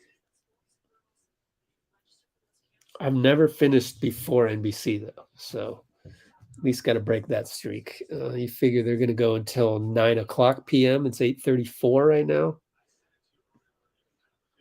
A lot of Pau Gasol stuff on the Twitter timeline here.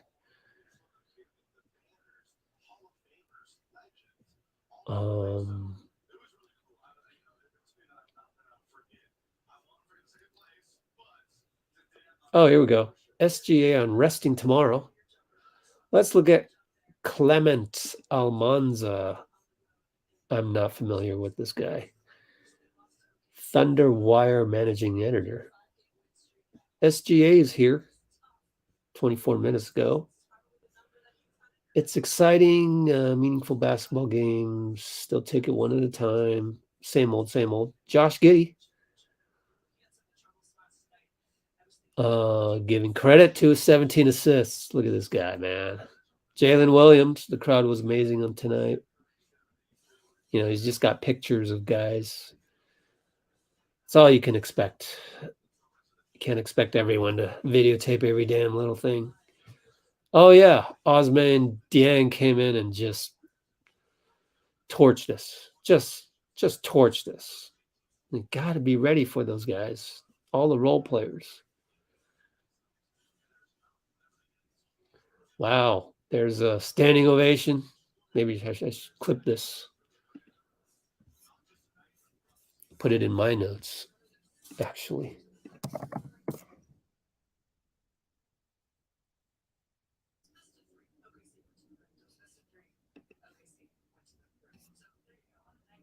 Okay.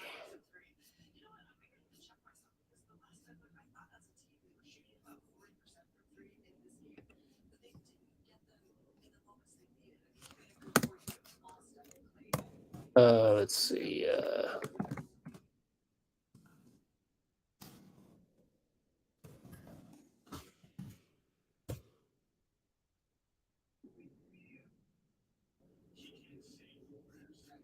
OKC snaps 8-game losing streak against the Warriors, so that evens out as well. I've seen that a million times. They get you, you get them, you get them, you get them, they're going to get you. Unless you're the Kohan era Warriors, then there's a difference. Then you're not winning for 2 decades. I'm sorry. Here's another guy that covers OKC. Let's see. Josh was his, yeah, just some quotes. We are getting better as a group and we are seeing strides. Everything that happens is through the lens of development. Shai, man, 33, 3 and 6. Good Lord. Oh, excuse me. I think those are really the only 2 that cover OKC. I'd be surprised if there was anybody else that's not already on my timeline here.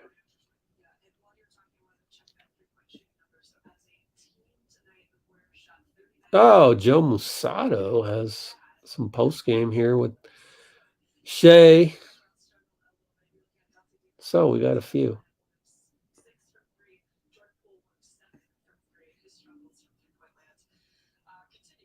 Steph was 3 for 9 from deep at some point. Man, that's nuts. That's nuts.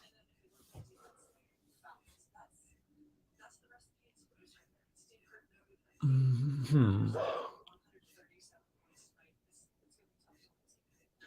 So there's your stuff. That should just about do it.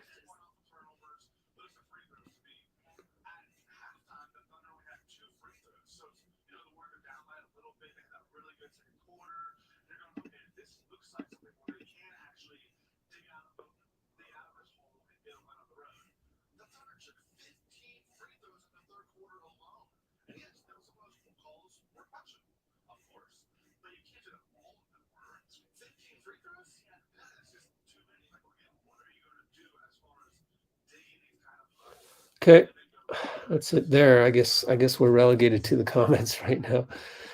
Oh no, after a loss. I hate looking at the comments. Everyone's so negative. But let's see. What do we got?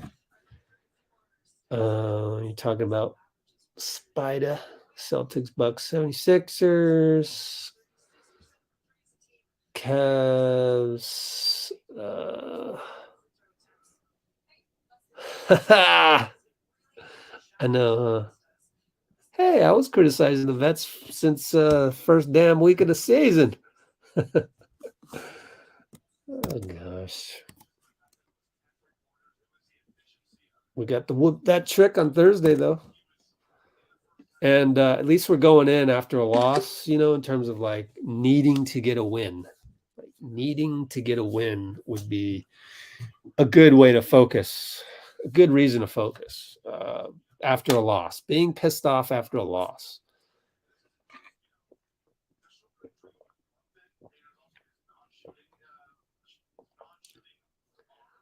Oh gosh. Really? We're doing the suggestion to Steve. Ah, boy. I mean, you're really nitpicking there. Like, I don't know if that would have changed the fact that we couldn't stop Shai off the dribble or fouled people. That's not, you don't go, oh, let me make a couple substitutions as if this were NBA 2K running off a few algorithm programs between, you know, player cards or whatever you want to call those things. This is real life. This is an NBA 2K, my friend. Mr. Damien, FYI, it's not an NBA 2K.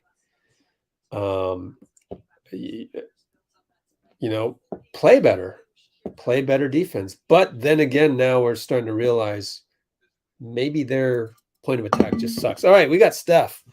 So Steph, podium audio. I'm not going to kill myself to get a screenshot anymore. So you're going to have to just deal with whatever I got. Okay. Thanks for your patience. Here we go. I think we should hear from number 30, who just sat down at the podium. Physically feel great, emotionally all over the place. So everything's good, trying to track in terms of getting back on the floor and playing my normal minutes and the body responding well. So the Wiggins play at the end, and being hot with his leg. Yeah, he got all ball. And then there's the judgment of how much he comes into your space after he get a block. But I mean, he got enough ball that it really didn't matter. So it's a great defensive play by him. What is probably the most frustrating part of men's loss?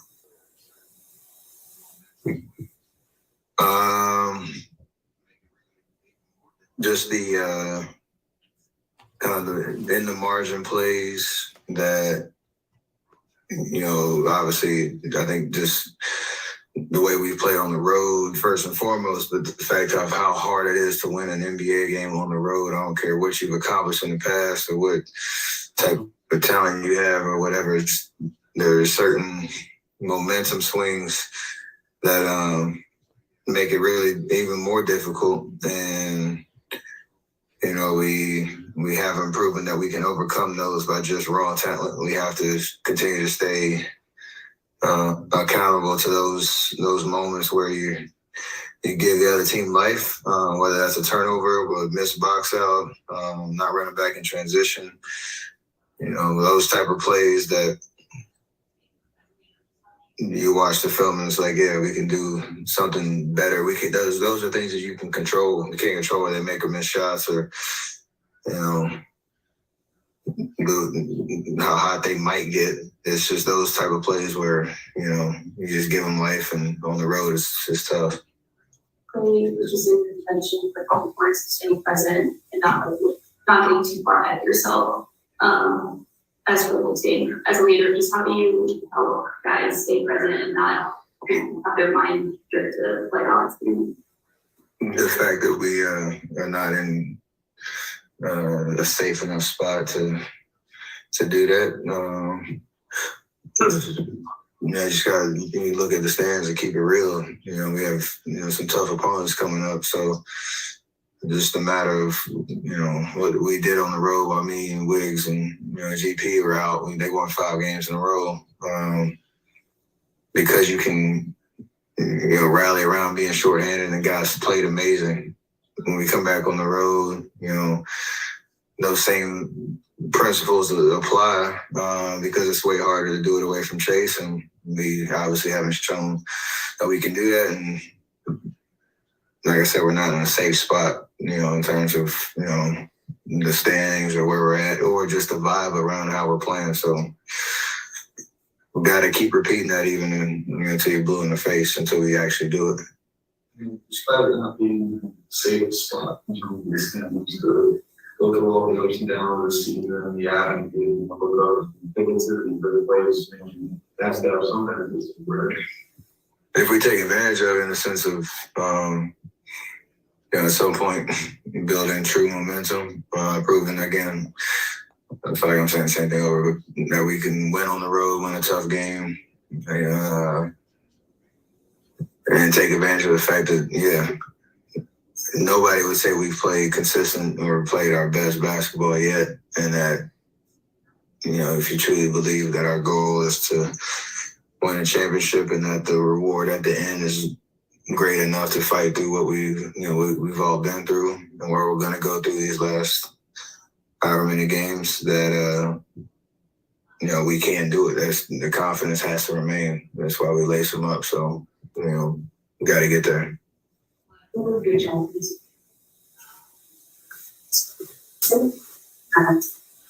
You gave him a shout out on Twitter last month. Remember?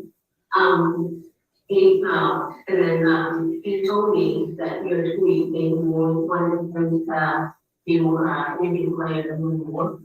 What are your thoughts on the game recently? You are watching, and what would you say to him when to go to the next level?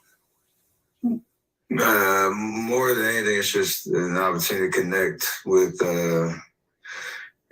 somebody that has obviously potential in the game of basketball, but that loves what I do, what we do on our team, and the form of inspiration and connection there. So I'm glad that there's some energy coming back around what a simple tweet, meant and all that. So I haven't watched too much, but to keep working, enjoy the game. It's great no matter where you land, where you end up. It teaches you a lot about yourself. So the game will continue to give if you pour into it.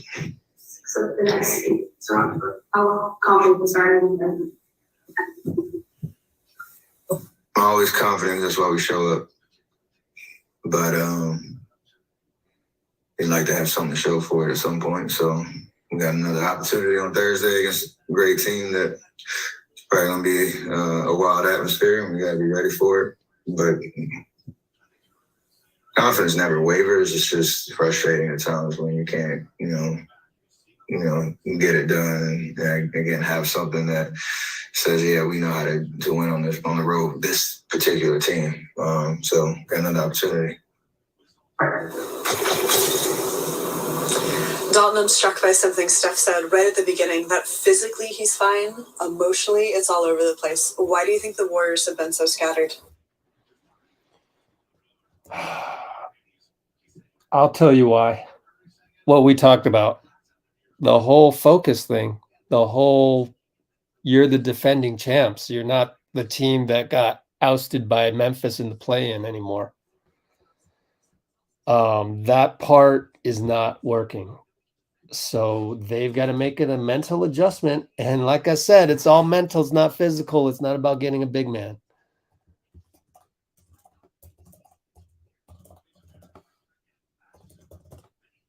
It's not about getting a big man. It's not physical. It's mental.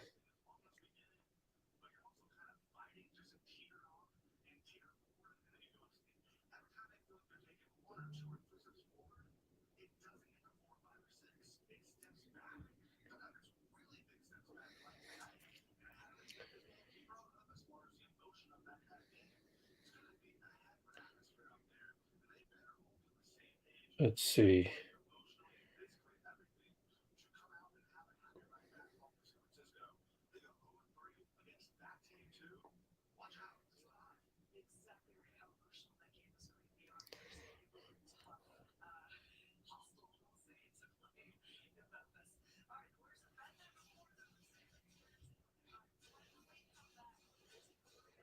Okay. Get the rest of this post-game recap.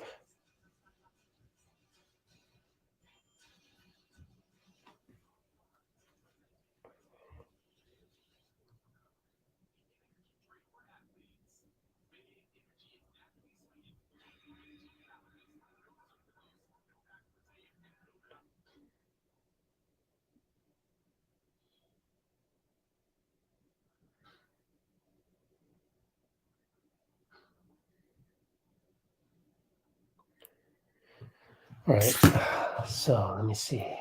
Work on this.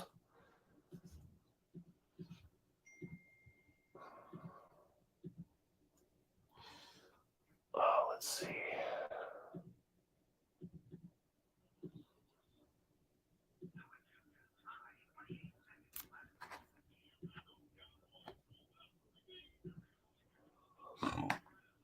Excuse me.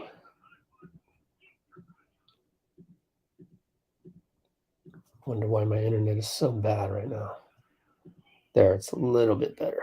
Good.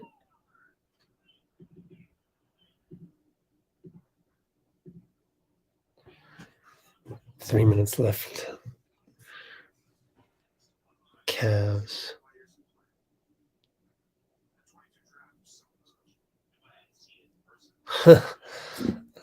That's not going to fill you up. No, you're working on negative energy, Blasian. That only works like 10 to 20%, if that, of the time. I've actually, heard a lot of great people talk about that type of stuff. It's better just to stay away from that. Only works 10 or 20% of the time. to use your negative energy. Think Anakin Skywalker. There's always some kind of drastic result of doing that. It's better to stay positive, and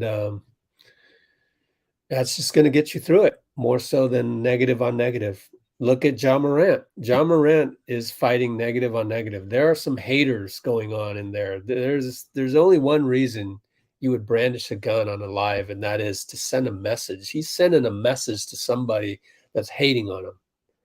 And so where did that get him? That's not getting you anywhere. So I think that's very risky territory to go negative on negative. In fact, I think that would make Draymond reach the next level, because if he can fuel his fire not based on negative energy, if he can figure out how to do that, he's gonna be incredible. You know, Magic Johnson level on offense. That's Magic. Magic always was a positive guy. The only guy that really capitalized on negativity is Michael Jordan. Was able to really utilize that to a point where he was so above you. He was so good, so athletic, and so skilled at the same time that he could dominate everyone on the floor that way. So it worked for him in an era where the athleticism and the skill could not keep up. Like, he was not only the most athletic guy, but he was also the most skilled guy at the same time. And when you don't have the opposition can't even beat you on the athleticism part, let alone the skill part, let alone both, then he's going to win. And so, hold on. Let's see if I got this. Nope, did not get it. What happened to my airdrop? Oh, it's still going. Oh, it just died mid airdrop. It died. That's what Apple does sometimes to you. Dang, man, this is taking forever. Any of these airdrops going to work? I got 2 phones working on this. Wow, this is absolutely just ridiculously slow. I don't know what's going on. Let me check speed test. This has got to be really bad. Let's see. I'm getting 200 megabits downstream, so that doesn't make sense. That's my upstream, though.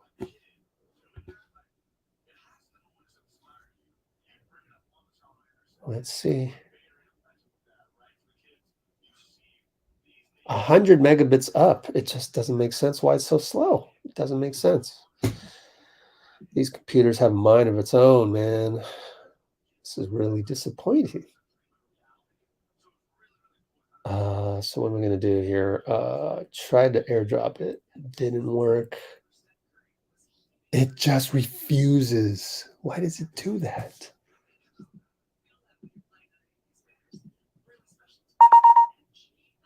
Try this for a 3rd time. Is it you leave the window and Mac just collapses? That's the thing about Apple. They've never been able to parallel process. It's sad. Oh, what are you going to do? Don't want to do that one.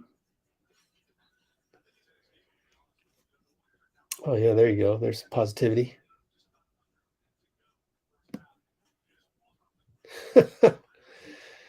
Good point, but let's not credit Twitter. just say you came up with it. I don't want to credit Twitter.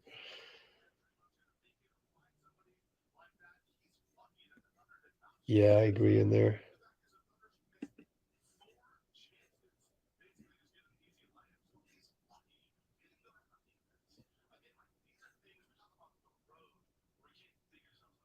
Yeah. I think occasionally, but like I said, 10%, 20% of the time, you can dig into that Anakin Skywalker. Oh no. Oh no. Bruce Morrow already got to it. We're not giving that any attention. In fact, let me give my website an attention. Wiggins, no, we all have his back. That's how we should view it. We should view it like that. All right, let me see if uploading Steph goes any faster on a different computer. This will be an interesting development. Meanwhile, the airdrops to the iPhones are not working at all.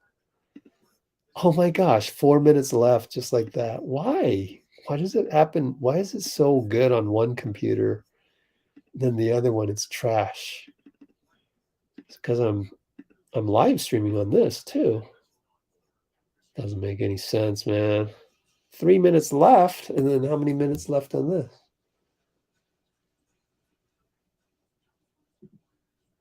15 minutes left. Oh, I don't want to leave the screen. I'll lose my airdrops. Man, this is pathetic.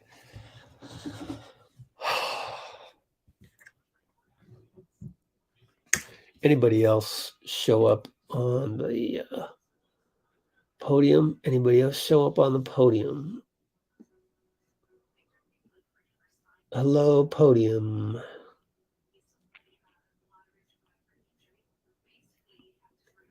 Nobody. NBC called it.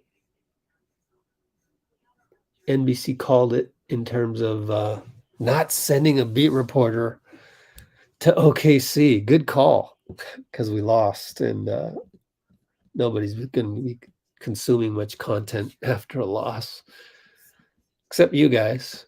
We're different here.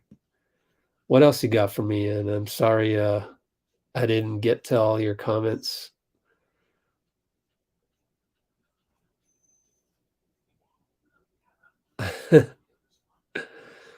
Yeah.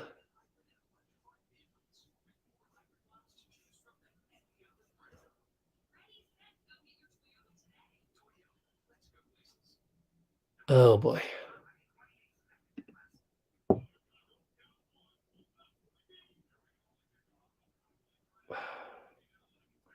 Yeah, they said in the interviews yesterday, if you just go look on our channel and go look at refresh this, the one with Jordan Poole. Here it is. Steph Curry did the bang bang reenactment, but here's Jordan Poole, and that's the one where they said to give Wiggins some space. And Steve was at the was being interviewed, and he goes, yeah, it's bigger than basketball. So whatever Andrew is going through seems to be bigger than basketball. So yeah, unfortunately, something big happened in the Wiggins family, and we have to respect his privacy. You just have to. I mean, someday something's going to happen to your family. We can't live forever, and there's going to be a death in your family. We're all going to have our time on this earth, and then it'll be time for other people, and that can really affect your loved ones. It's tough to even think about. It hasn't happened to me yet directly, but you know, even my dad's like, oh, what if I only got 5 years left? So I got to have a talk with my dad, because he can't be thinking that way. Literally, that's like next on my to-do list. Of course, he lives 60 miles away. So next time I see him, which would be in a week and a half, I'm going to go visit him in like 9 days. I'm going to go visit him. I'm going to have a talk with my dad. Say, hey, look, you can't be thinking none of this. You know, you got 5 more years. No, I don't want to hear that. Because you start thinking that, your body responds to the brain. So now your body's just, oh, you don't want to be here? Is that what you're telling me? Okay, I can make that happen for you.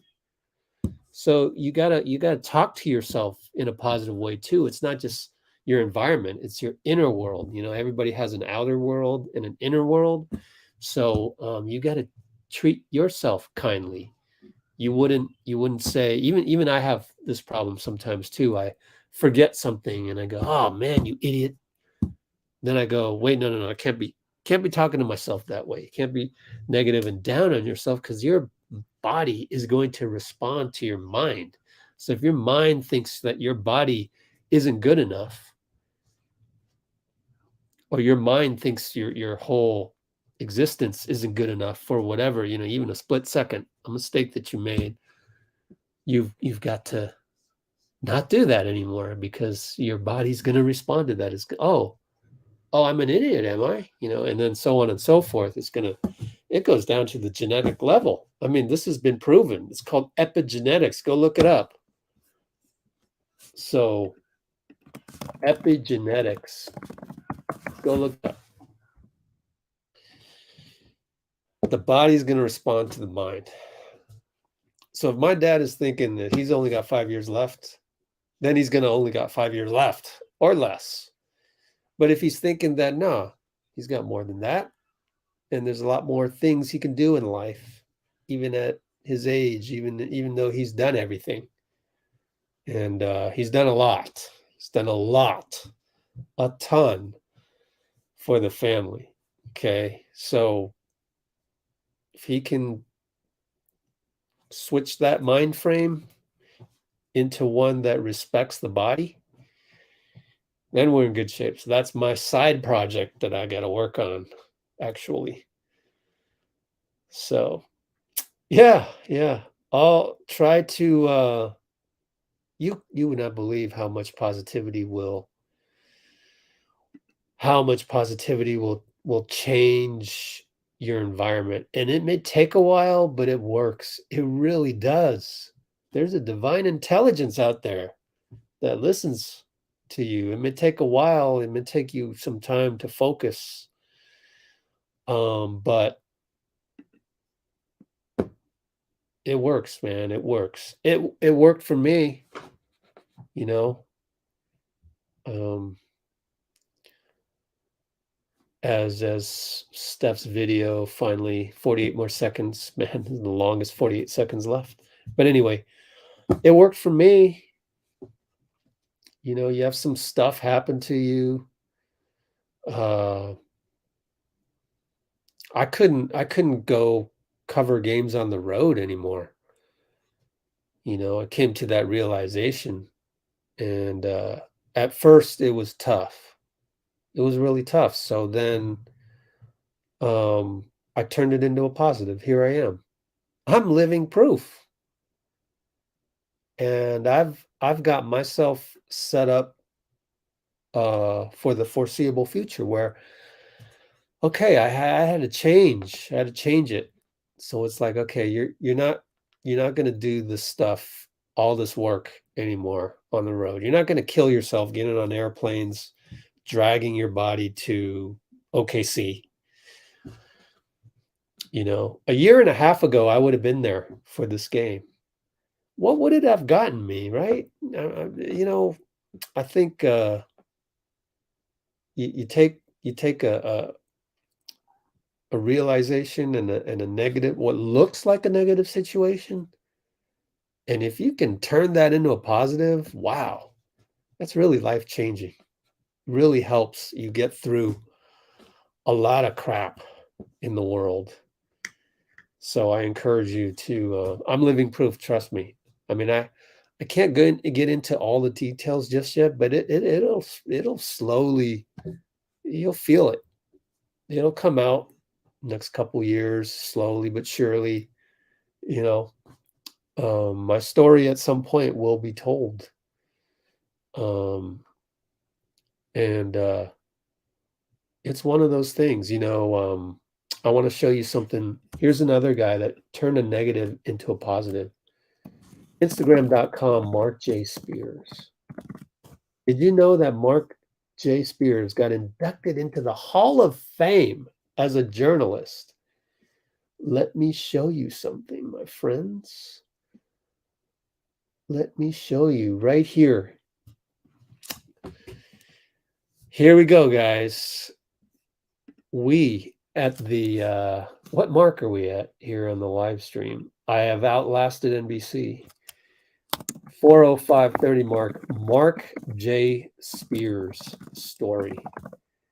Turning a negative into a positive on Instagram. Thank you, Lord. In 1994, I was slyly pushed off the San Jose State men's basketball team. He was on the team prior to my senior season due to a wink knee injury. But the real reason was because then white head coach didn't like the fact that I wrote a story in the Spartan Daily about the lack of black head coaches in college basketball at the time and suggested that every black college basketball player take a game off in protest. It's really a long story, but I was cut from the team at a booster event because of the story I wrote. It was quite painful at the time. I cried once I got alone, knowing that my college basketball career for a school that I dreamed of playing for was over because of a story I wrote to help the plight of black head coaches in college basketball. It was embarrassing to go to school after that to finish my degree. The coach even quietly kept me on the roster as an injured player and used me to aid the graduation rates once I got the diploma. Ironically, in 2023, they have me doing color analysts on TV, and they've showed me love like I scored 1,000 points for the school. They've been welcoming me with open arms for years. I've given motivational talks, and they're showing me love.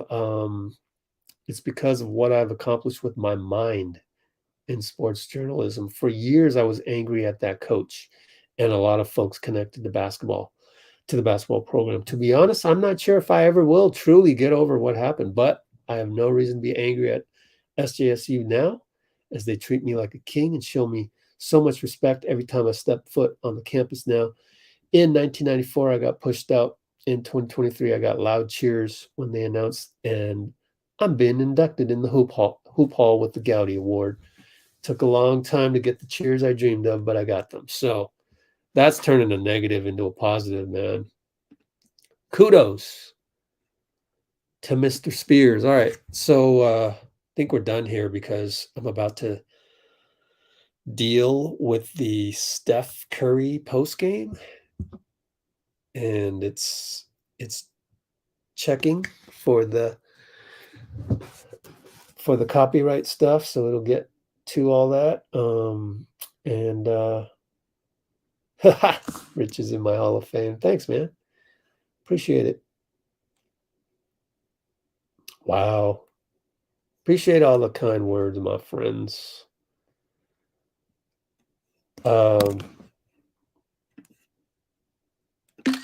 Appreciate it. I should go back to here. I'm going to clip this.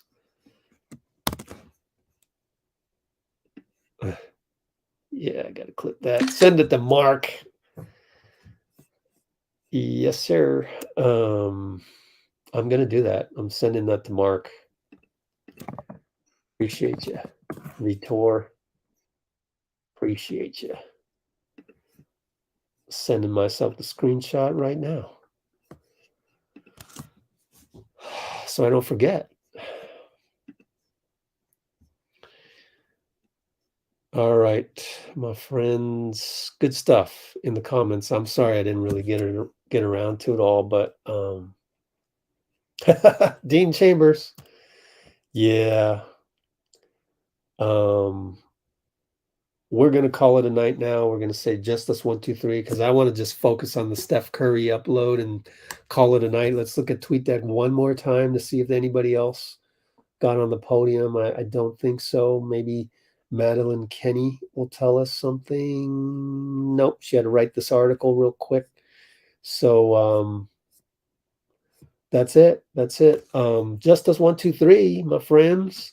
So next live stream is going to be Thursday, 3/9 at 20 p.m. Pacific, 4:30 p.m. tip off. Yeah, everybody splash the like button. I forgot to do that myself and haven't even looked at. High five, says Bruce. So just does 1, 2, 3. We'll see you in 48 minus 4 hours, 44 hours. See you in 44 hours, everybody. Take care.